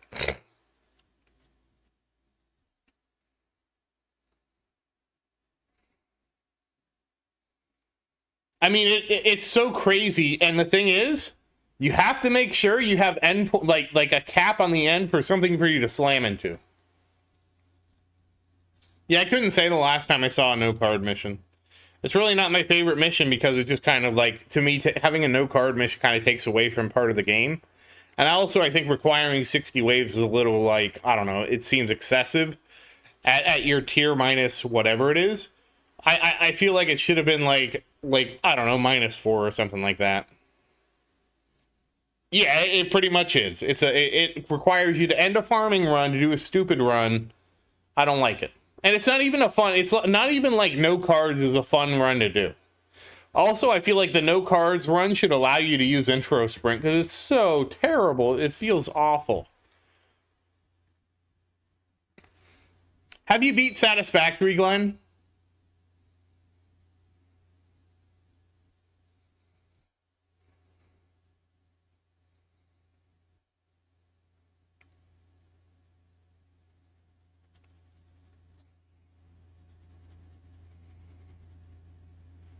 Oh, okay, yeah, I'm playing. All right, I won't say anything else then, because we did beat it and we got the ending, and the ending was something, that's for sure.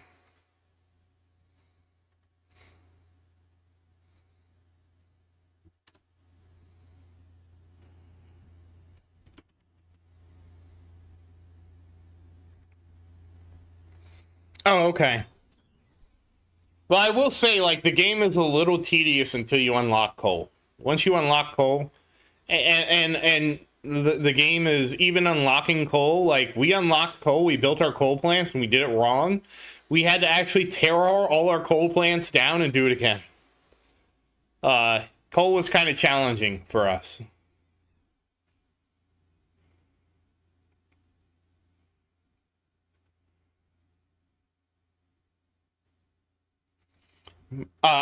Maria got me the game as a gift, so that was really nice. That's actually why I played it, because I'm like, oh, you got this for me as a gift. Okay, well, let's go play it then. You know, I didn't want to not enjoy the gift she gave me. We had a lot of fun with it. She actually is making a nuclear power plant. Yeah, it was really nice.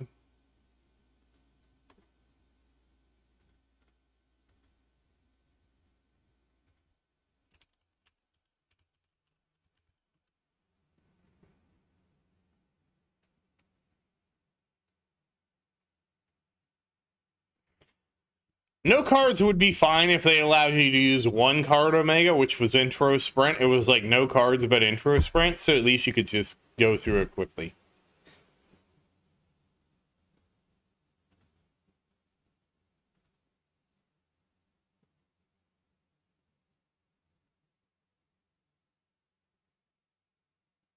Also, if cards are an issue, the tier they're requiring is too high. So that's the other thing.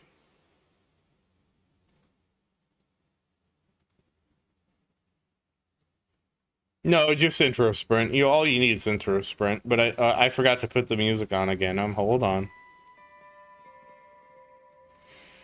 I haven't made a playlist yet. I guess I need to do that.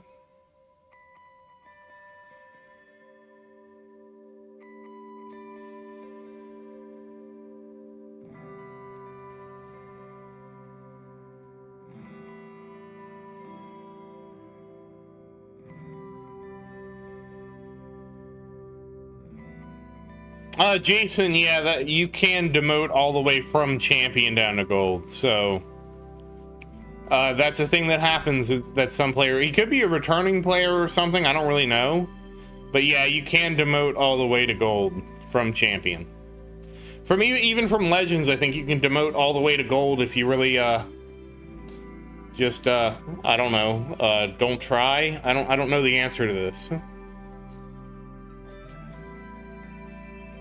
I mean, there's no reason to now because you get more everything in Legends or Champion League. So there's no reason to do that, but people do. People do things, that's a fact. I don't know why people do the things they do.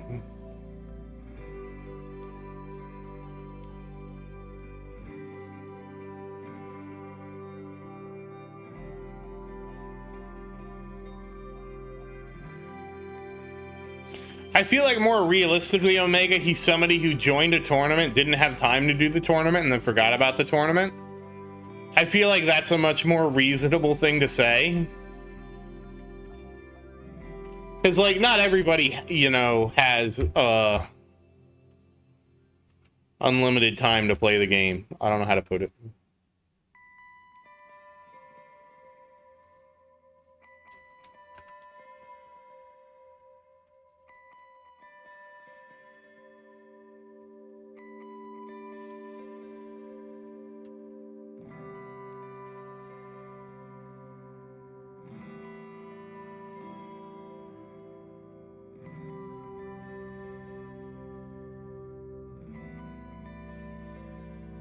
Garbage. I don't know. I don't know why the idea of the guy being a garbage sniper kind of cracks me up internally.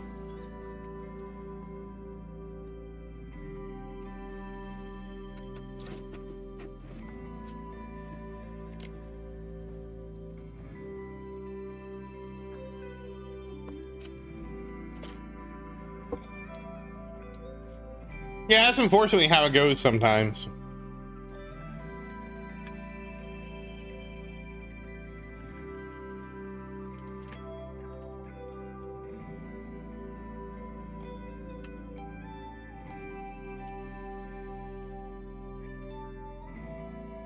Hey, Ethan, congrats on defeating Victor Alpha. Well, Jason, everything does count. You know, those 4 extra stones will add up on a tournament by tournament basis. So don't give up on that.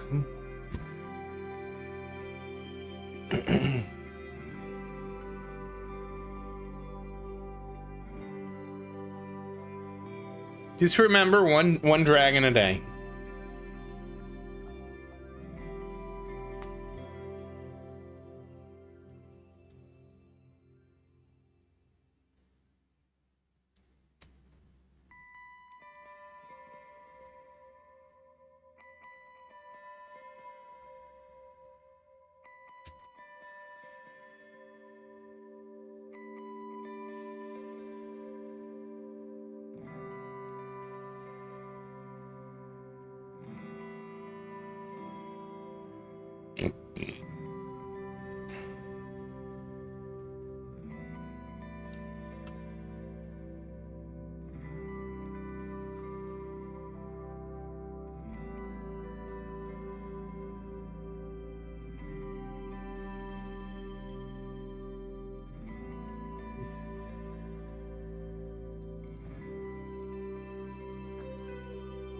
I already have all my card slots, Omega. I have all of them, even all the key card slots.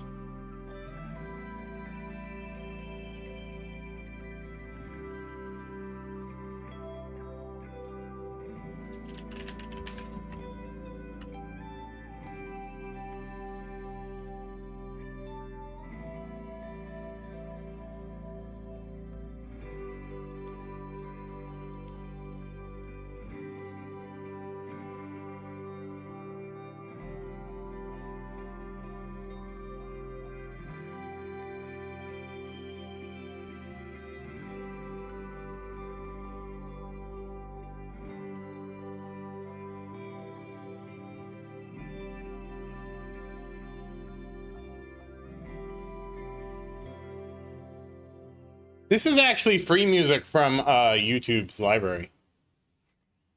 I did see it, Genesis. I saw it last night, and like, I was honestly surprised that increasing your GT duration had such a terrible return. That's 2% per second, which is bizarre. I don't understand why it was so low.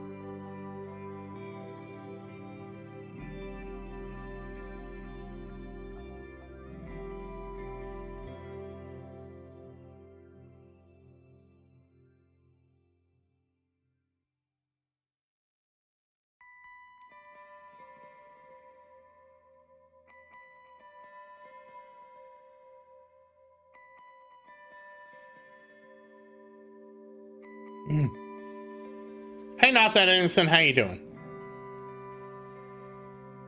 So the way GT Plus works, not that innocent. So for example, if you have a duration of 80 seconds and you have a cooldown of 75 seconds, what GT Plus does is it actually queues up, so it doesn't clip. So your GT will run the full 80 seconds, and then it'll run again the next 80 seconds.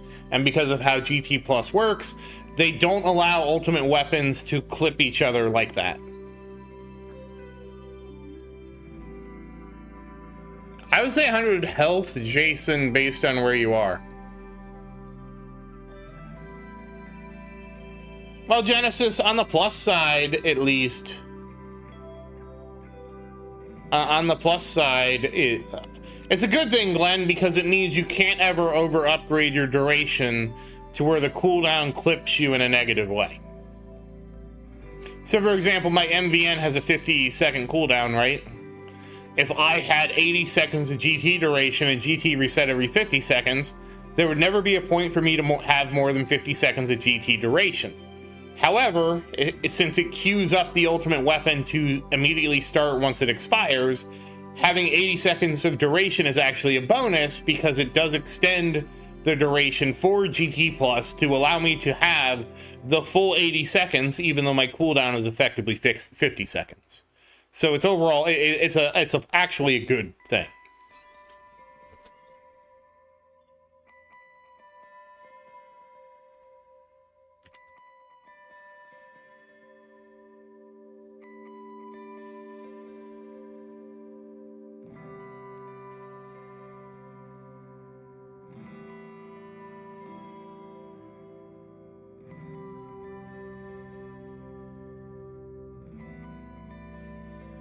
Yeah, no harm. Yeah, no harm, no harm, no foul.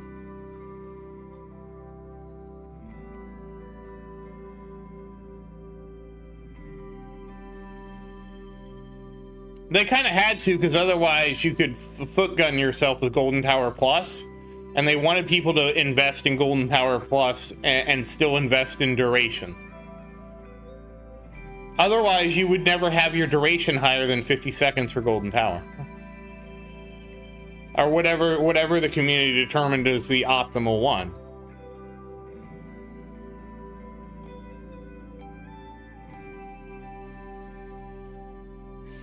I mean, eventually, yeah, you're gonna have 100% uptime, yeah.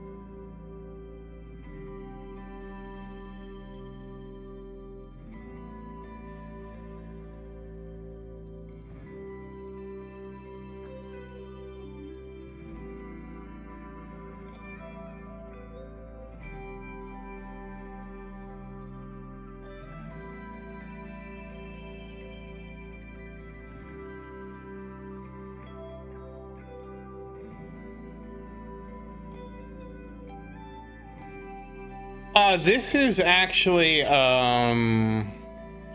this is Colony by Track Tribe. I just like it because it's like a chill track, you know? I found it on YouTube's free things.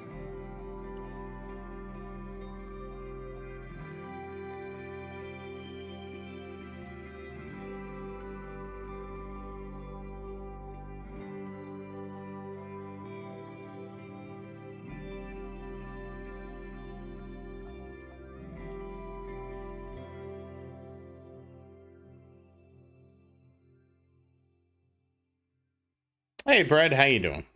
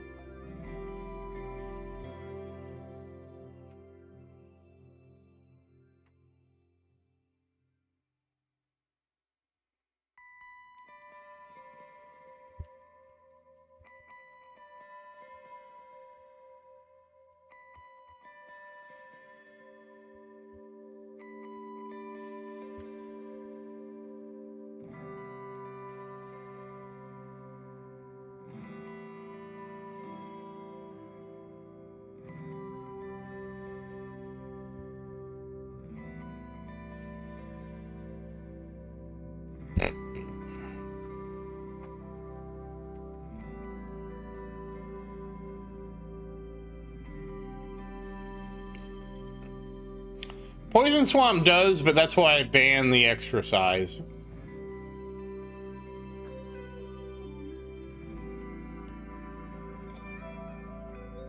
So Not That Innocent, my biggest thing was Golden Tower Plus, getting that to plus 10. Oh, I'm doing good, Brad. I actually got third place.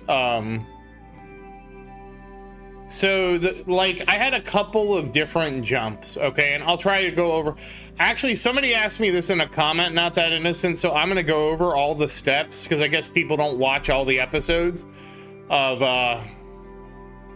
all the different things that happened to help me get more coins, okay? That's actually going to be in the next episode, because somebody asked me about it. They said you should make a guide about it, and I'm like, why? And, you know, they're not wrong.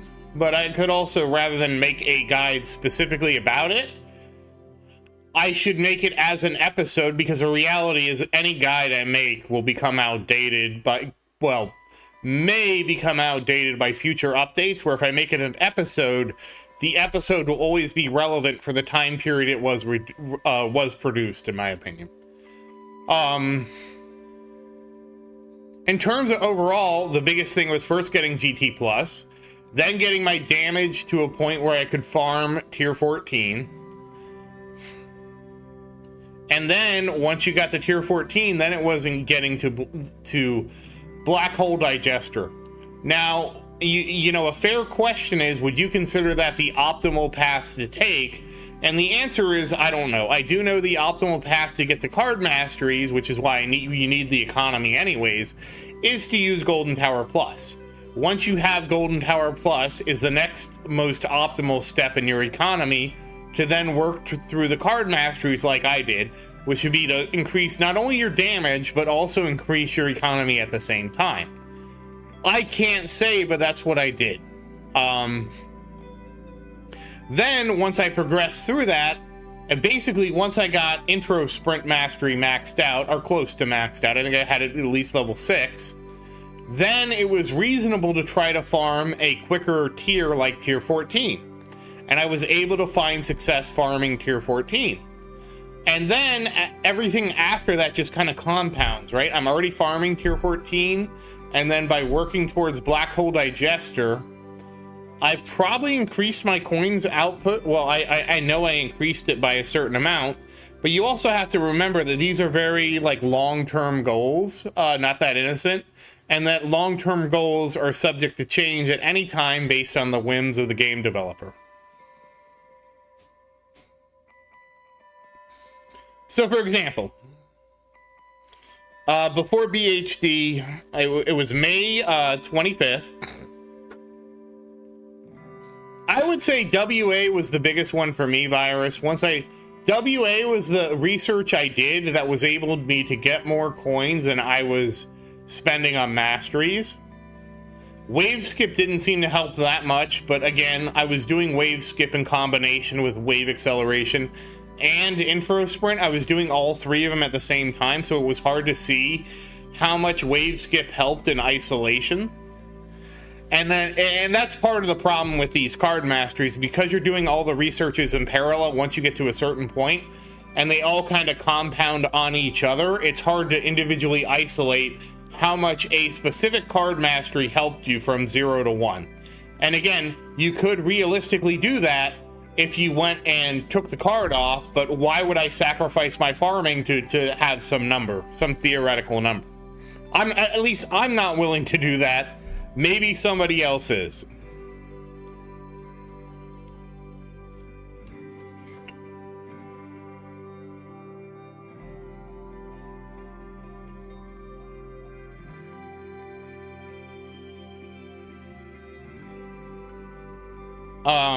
But anyways, like for reference, I have two screenshots.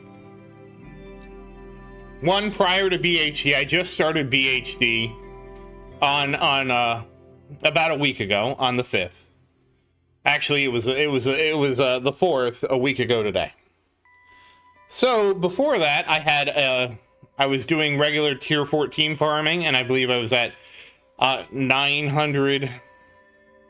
984 quadrillion, or sorry, 130. Well, the 131 quintillion minus 980. We'll round up to 985. So in the span between 6.5 and 5.25, which I roughly, both of them are posted at midnight, we have earned 325 coins. So now I will use Wolfram Alpha. If you don't know what Wolfram Alpha is, it is your friend for doing math, especially if you're bad at math. So we go to Wolfram Alpha. And in Wolfram Alpha, we first ask the question, how many hours between 5:25, 12 a.m. and 6:5, 12 a.m.? And so between those two time periods is 264 hours. So then we take the 325 divided by 265, and then we get 1.23. So I was making roughly 1.23 quadrillion per hour before I went to Black Hole Digester. Going to Black Hole Digester, depending on how well the game's running, because again, I have had issues running the game due to the game itself. So again, we can just do the same. We can repeat the same question between 6.5 at 12 a.m. and 6.8 at 7 a.m. How many hours? And I believe this is going to become 79 hours, but we can just use Wolfram Alpha and be lazy. And it is 79 hours. So between those two, I had 1.49 minus 1.31. And we multiply that by 1,000, so that's 180 quadrillion, and we divide that by 79, and we get 2.27 quadrillion, and then if we take the difference between those two, it's that 2.2 divided by 1.23.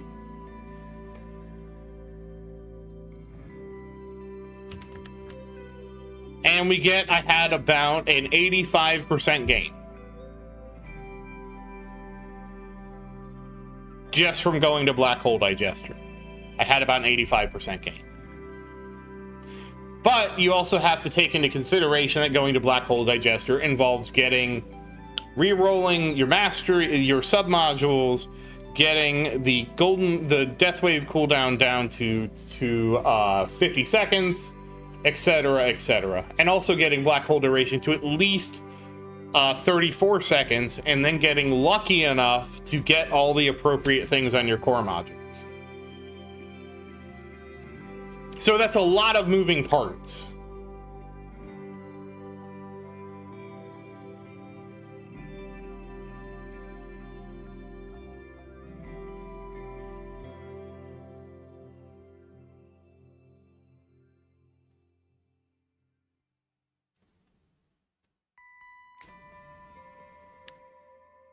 And you can kind of revert CL, a smart missile, and mines killing, or sorry, spotlight missile and stuff. You can stop that if you get enough keys, and then you can get the damage selector, and the damage selector will kind of moderate your damage.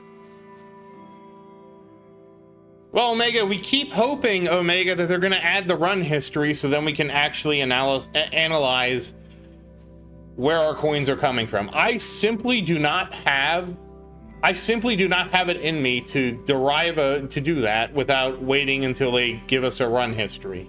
And I have to hope that the run history is detailed enough that we're able to actually derive that, and not only that, that we're able to actually export our run history in some kind of JSON format so it can be automatically imported into something else, because I do not want to be a data entry specialist for the tower. I absolutely refuse to do that. That is absurd. That is the most absurd thing that they could do, is make us manually enter this data in just to do this analysis. That is ridiculous. That is barbaric. What is this, the 1980s? Well, I asked for JSON export because it should be very simple to serialize the JSON in a standard format by just clicking a copy button.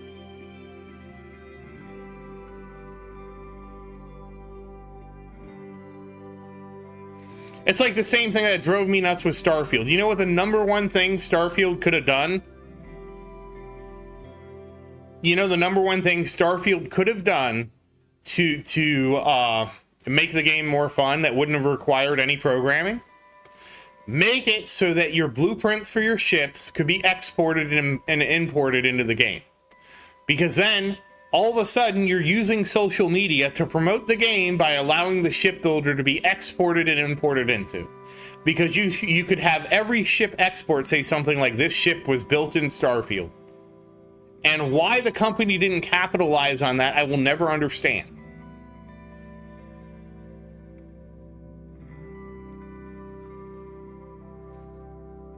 I mean, it was just, and it took less data than XML. Because before JSON was XML, and XML was, you know, also just as good as serialization. However, it was also like bulkier. And when you compare XML to JSON, JSON wins out just because it's cleaner. Well, I mean, it's one of those things. I mean, once you can serialize something, why wouldn't everything be serialized in that format?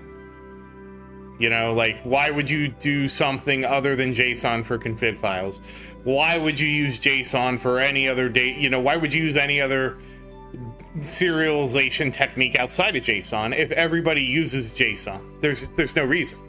Like, you could even make a better JSON if that's a thing that was possible.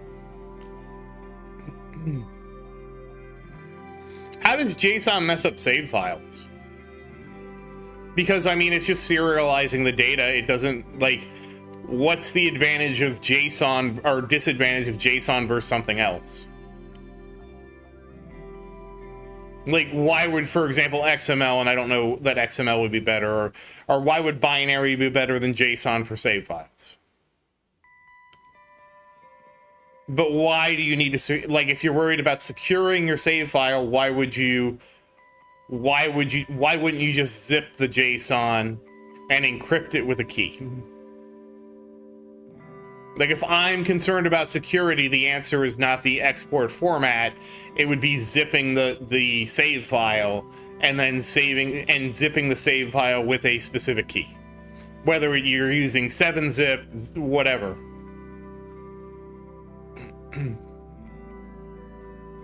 No, I understand that YouTube is difficult and censoring. Because that's what a lot of games I play do to enforce data integrity. What they do is they basically would take a save file and basically zip it with an encryption key, and then you have to have that encryption key to decompress it. Oh.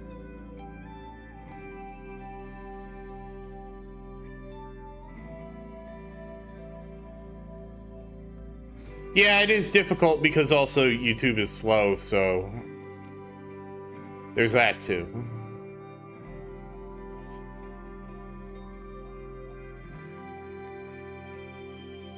Oh, they don't verify the data. Okay.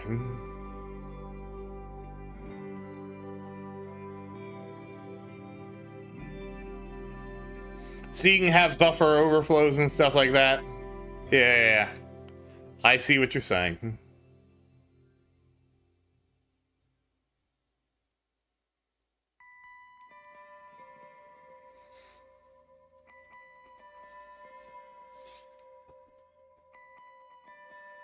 So they can basically do a buffer overflow attack on the JSON serialization. Or, excuse me, they could do a buffer overflow attack on the JSON deserialization by providing a value that's larger than the type or different than the type it expects. And then it reads that type and then it engages in arbitrary code execution, correct?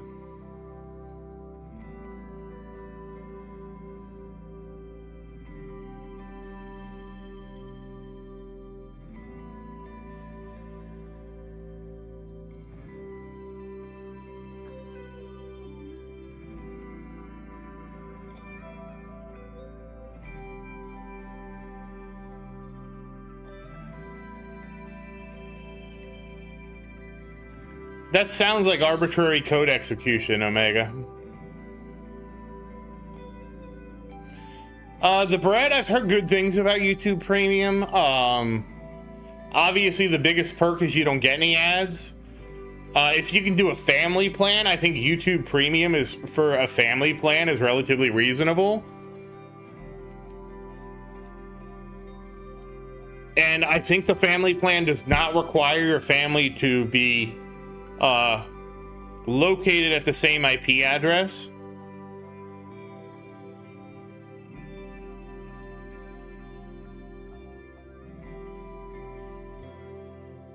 So there was an exploit that allowed you to move a card to the wrong slot. You save the game, reload it, and it would just... Oh, so they didn't do any validation.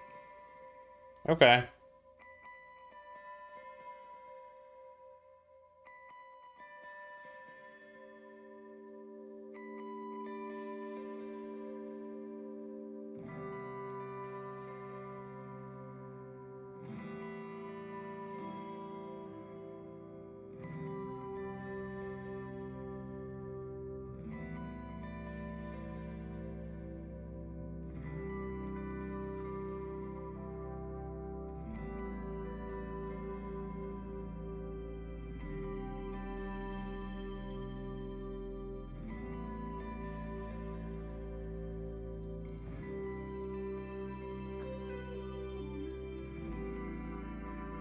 Well, I don't know if this still works. Apparently there was a way to, 6 months ago, get YouTube Premium family for $4 a month.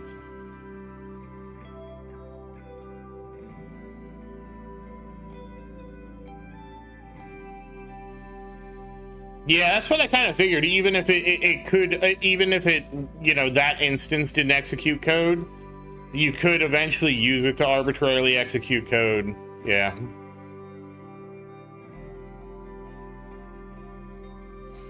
How do you verify the JSON? Is it just making sure that the maximum values of what you're saving match the type that it's being saved to? Is that correct? Is that the way you verify it? So for example, if you had a string or not a string's not really a great example, but if you had like an integer or something, you would verify that the integer was between the minimum and maximum value.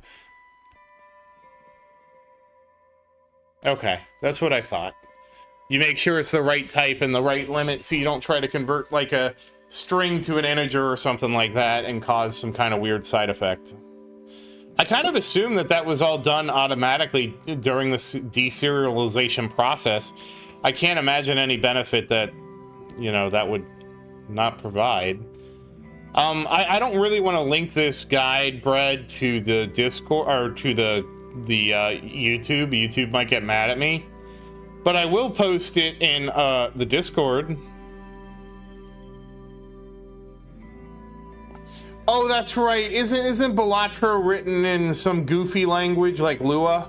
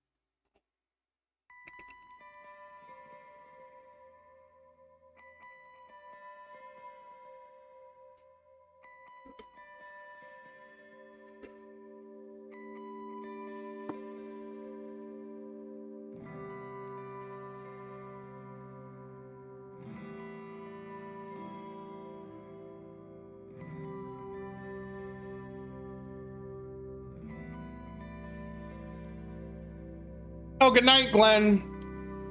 Thanks for watching, and happy farming, man. You have a great one. And yes, please like the stream. It does help out a lot. Thank you, Glenn. Yeah, have a great night. Sorry, I was getting a drink.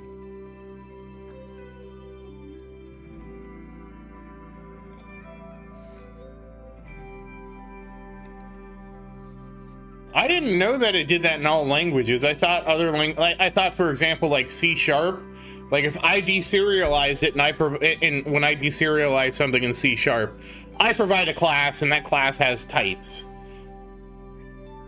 And what happens is immediately, I thought the first thing it did was it verified that the types it's deserializing match the types that I provided in my object. I thought it did that. Because when I deserialize something where the types mismatch, I get an exception in C#.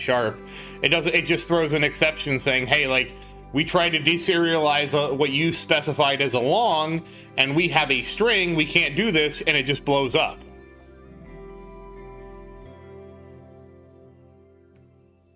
Now you want me to check this, and I'm gonna have to go to, what is it?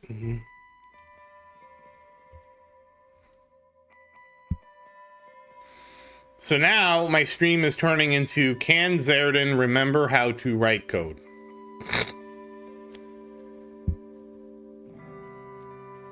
String. Oh, .NET 9. Okay, that's good. Var input equals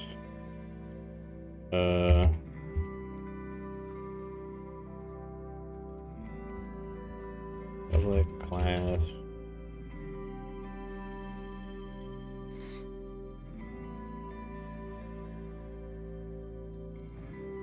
I thought serialization was one way. When you take a set of a binary object or what it's class, whatever, and you serialize it to turn it into strings, and then the reverse was deserialization, which took the serialized object and reconstituted it into a class. I thought that was the way it worked.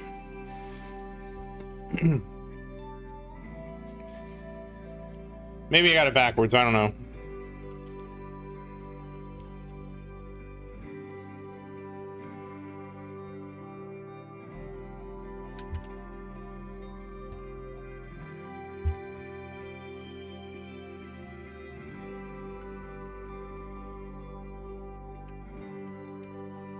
I'm seeing if I can remember how to write a test right now.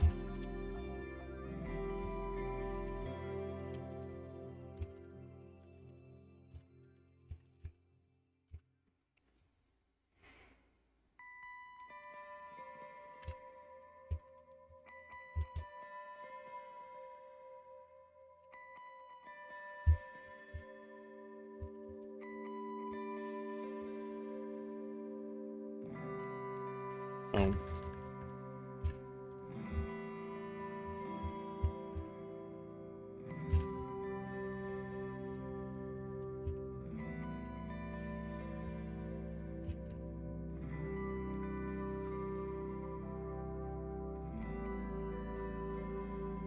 Yeah, I just thought, like, at least in C# it did all that for me. Like, it just worked.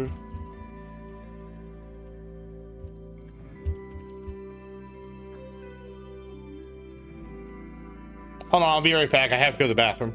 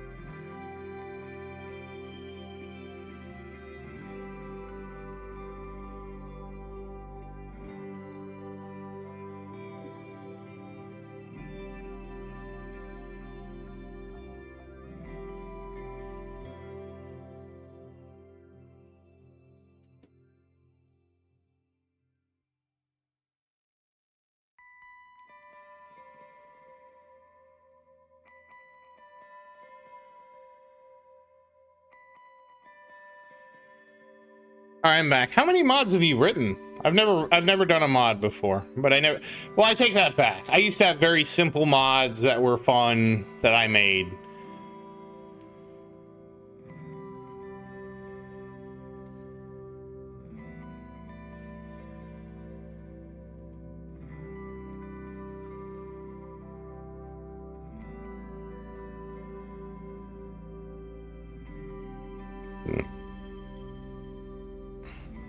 Excuse me. Excuse me.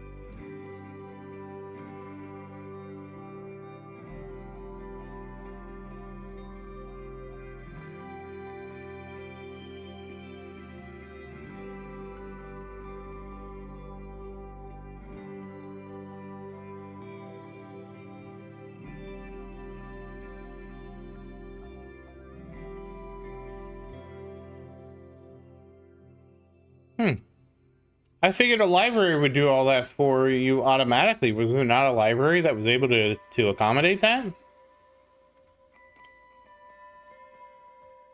Kind of surprised. That seems like a problem that would be solved.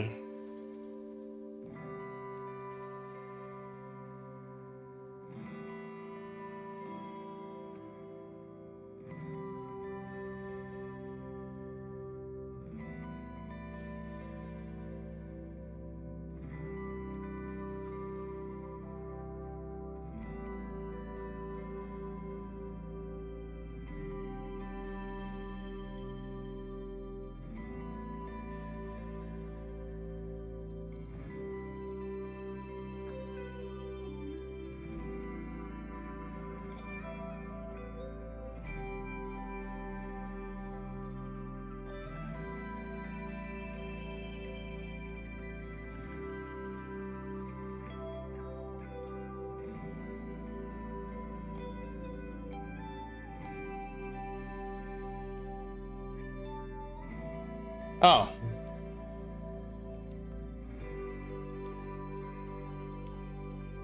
I see.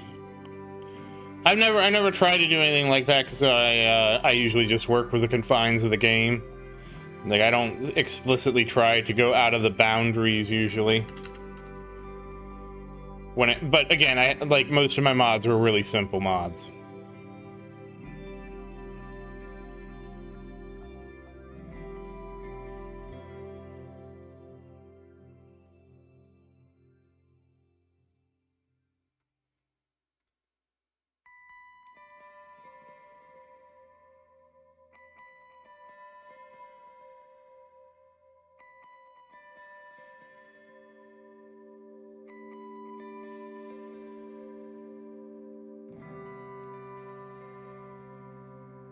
So it had some kind of checking that was overriding what you were trying to do. And so you had to find a way around the checking it was doing. I see.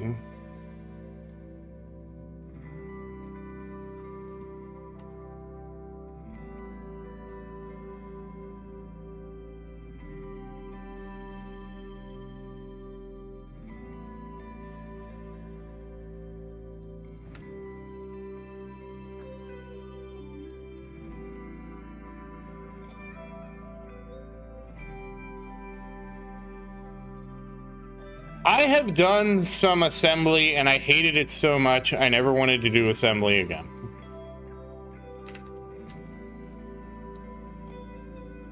So that was what I learned about assembly, is that this language, this sucks, don't make me do it again.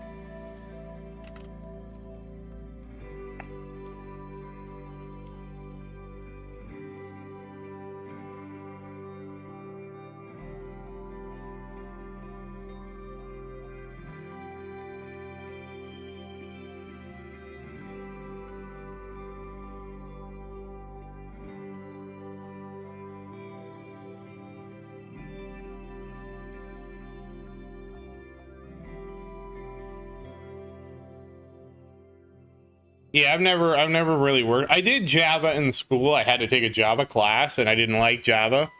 And so I've always worked in C#. Oh, it inverted. Why would it invert the standard? What good does that do anybody? The answer is it does no good, because you're now engaging in contradictory behavior compared to how everybody else acts. So you're just being different for the sake of being different, effectively. I'm still working on my example. Give me a second and I will have an example, and then I will see if I'm right or wrong.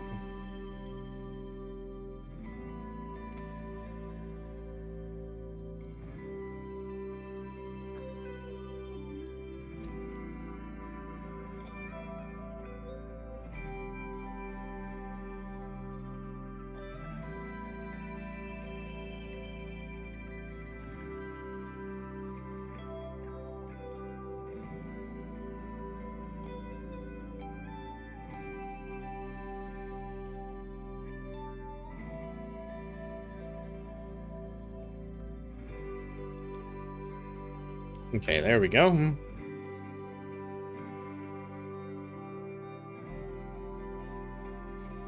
right, now I lost the window I was working in. That's always fun. Where did you go?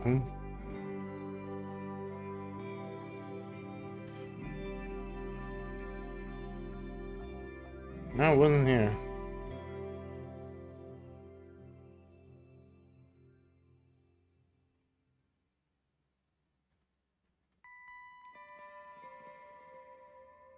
Where did it go? I just had it up. Oh, here it is. Oopsie daisy, I found it.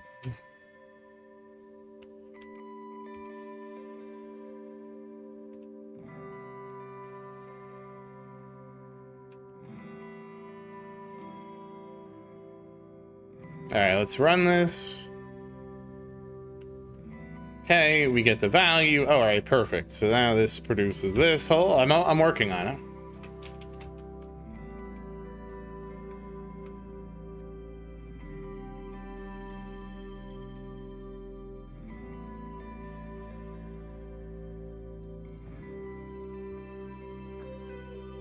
Whoopsie daisy. Okay, hold on. I have to escape everything because I am escaping.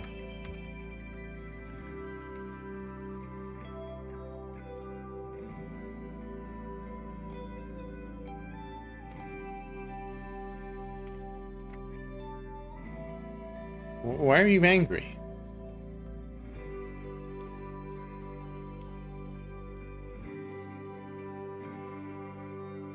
Oh, okay, that's why you're angry. That's fine.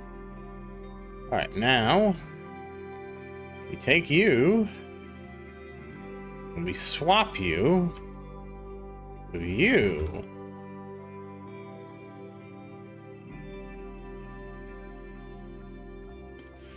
And we do.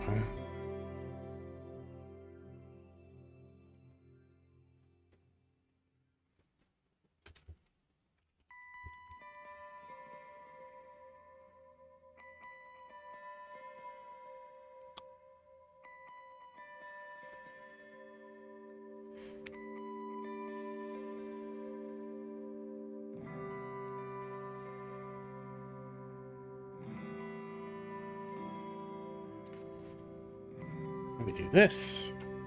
Okay.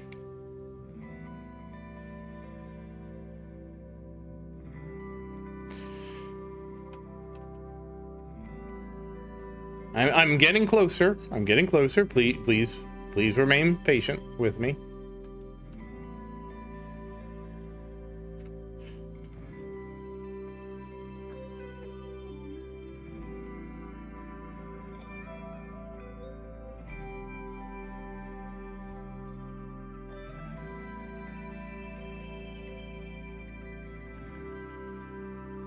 It's been a while since I've done this, so it takes me a minute.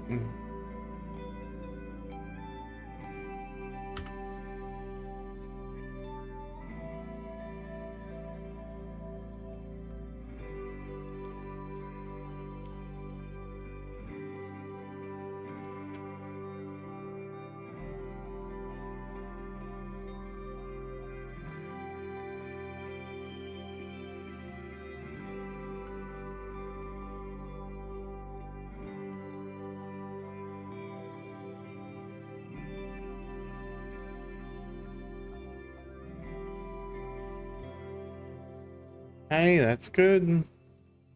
Then we scramble it up and we see what the deserializer does. Now, let me make sure this works. Okay, we've round tripped it. And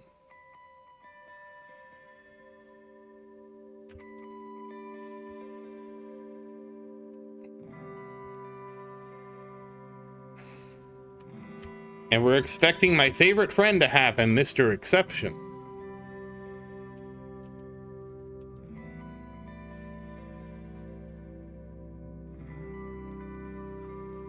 Yeah, okay. This does what I thought it would do. It just throws an exception if I try to do something like that, because I assumed, like I assumed, C# is already validating all the types. I have a thing here, hold on. Hey Vincent, it's going pretty good. How's it going for you? We're probably wrapping up here in a minute. Okay, sorry, hold on. I gotta answer some questions that are not tower related. Are tower related. Professor Volleybear, hi, how you doing? I have 10 gems to claim because in the vault there's a harmony tree that allows the gem. Oh, Omega already answered it, but yes, there's a gem stacking perk in the harmony tree. And hey, Vincent, everything's going great. I got third in my tournament. How's it going for you? Sorry, I was writing a program at the same time.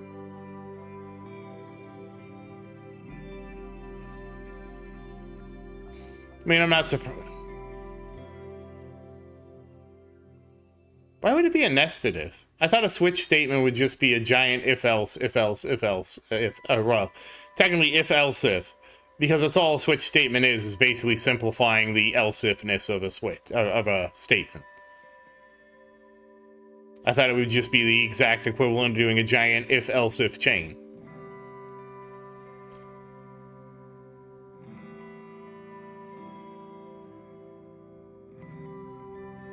I don't know, because that's the compiler stuff. Oh, okay. Yeah, switch is just the syntactic sugar for that, yeah. Well, you gotta do it, Vincent.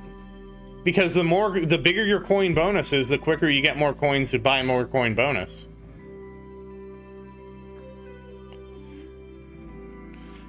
But yeah, that was the fiddle I wrote, Omega, that at least I thought that was how it worked for everybody, where if you put junk data, like, well, in at least a strongly typed language, it would throw an exception like that.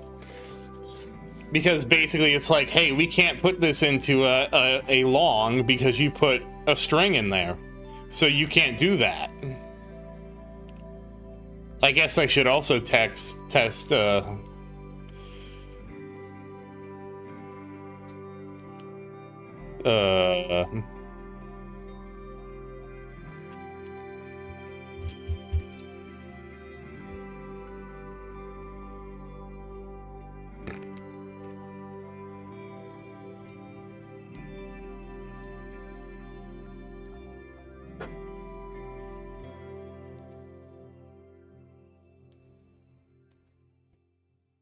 but that is the deserializer.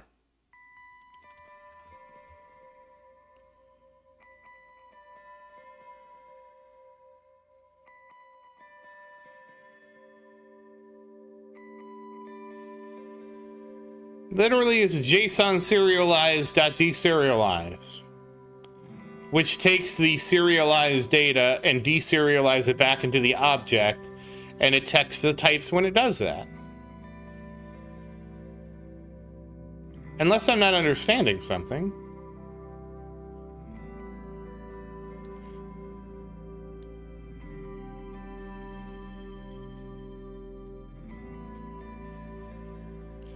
Well, Vincent, we had somebody that got the last 5 or so seconds of GT duration, and he said it really wasn't that much of a stone increase, or that much of a increase. He said it was like a 14% increase when he maxed it out, from going from like 73 seconds to 80 seconds.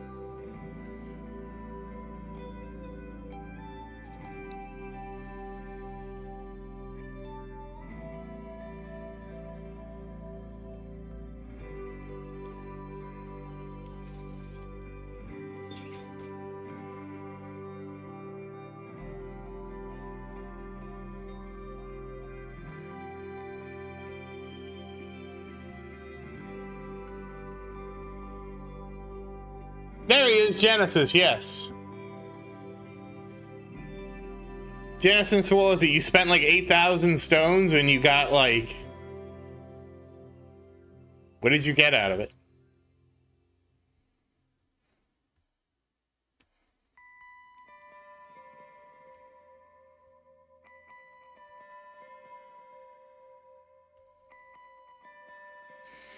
Yeah, everything in C# does like a try get.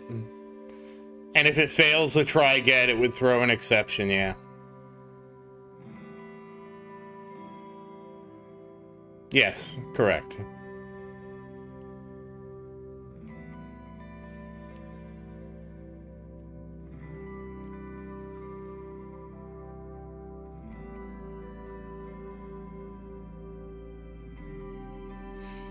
I forget, the last levels of GT bonus, the calculation is much more straightforward because you can just look at what the bonus is plus your research and you can see exactly what you're getting because it's going to be a % increase, right?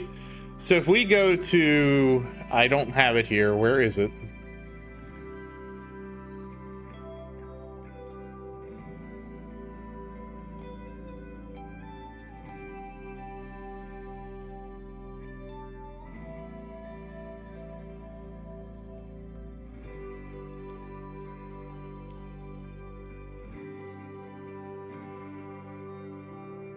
Oh, so okay.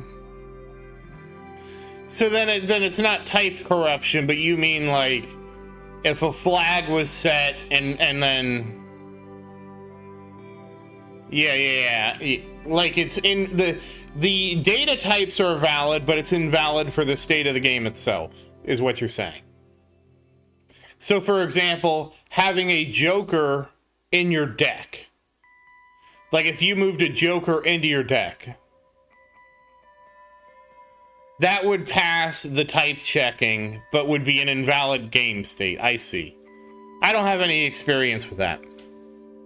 And again, most of the serialization, deserialization I do, we take the value as is. Because, for example, it's like an address. Like, I can't check your address. I mean, sure, I can run your address through Google, but Google is not an exhaustive way to check and validate your address. So there's a limited amount of checking I can do. I have to kind of trust that you give me the right address. Hold on, let's see. Ultimate Weapon Stones. We are looking at our Golden Boy. Where is our Golden Boy? Cost tables. And so the last how many levels of bonus? So let's start. Say your bonus right now is 17.8, which is usual. And then, of course, with the research, that's actually 20.8. If you increase that to 24, it goes 24 divided by 20.8. Which is a 15%, which is a 15.3, or well, 15.4% increase, Vincent.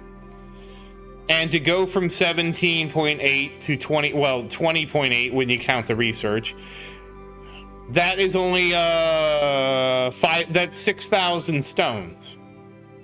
So again, to go up that, you're talking about 6,000 stones. So if you look at this, you're basically spending roughly 1,000 stones for a 2.5% increase.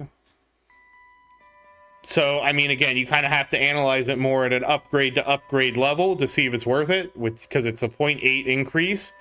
And so, for example, to go from 17, which is, again, really 20.8, to 21.06...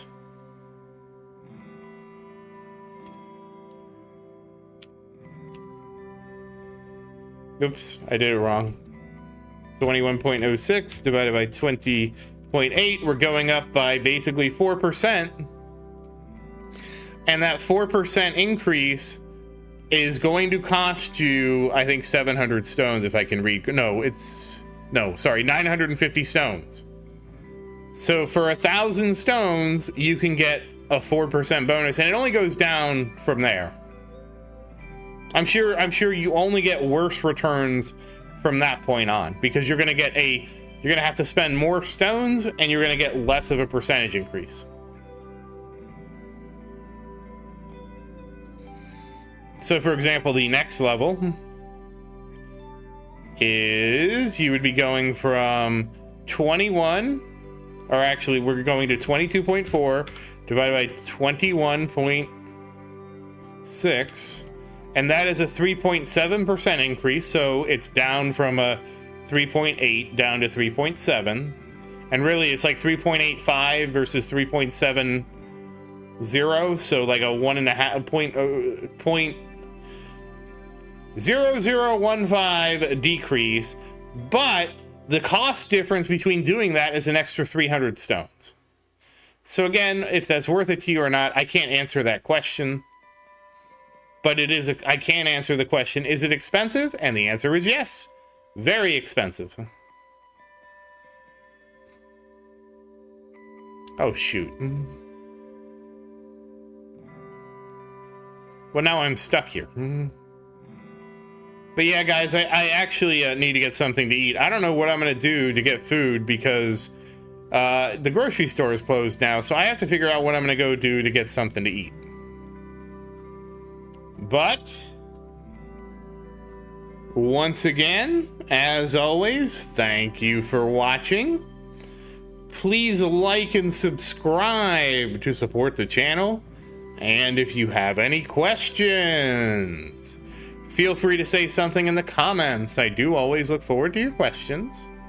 And as always, thank you again. And I hope you have a great day. Goodbye and happy farming, and I will see you next Saturday.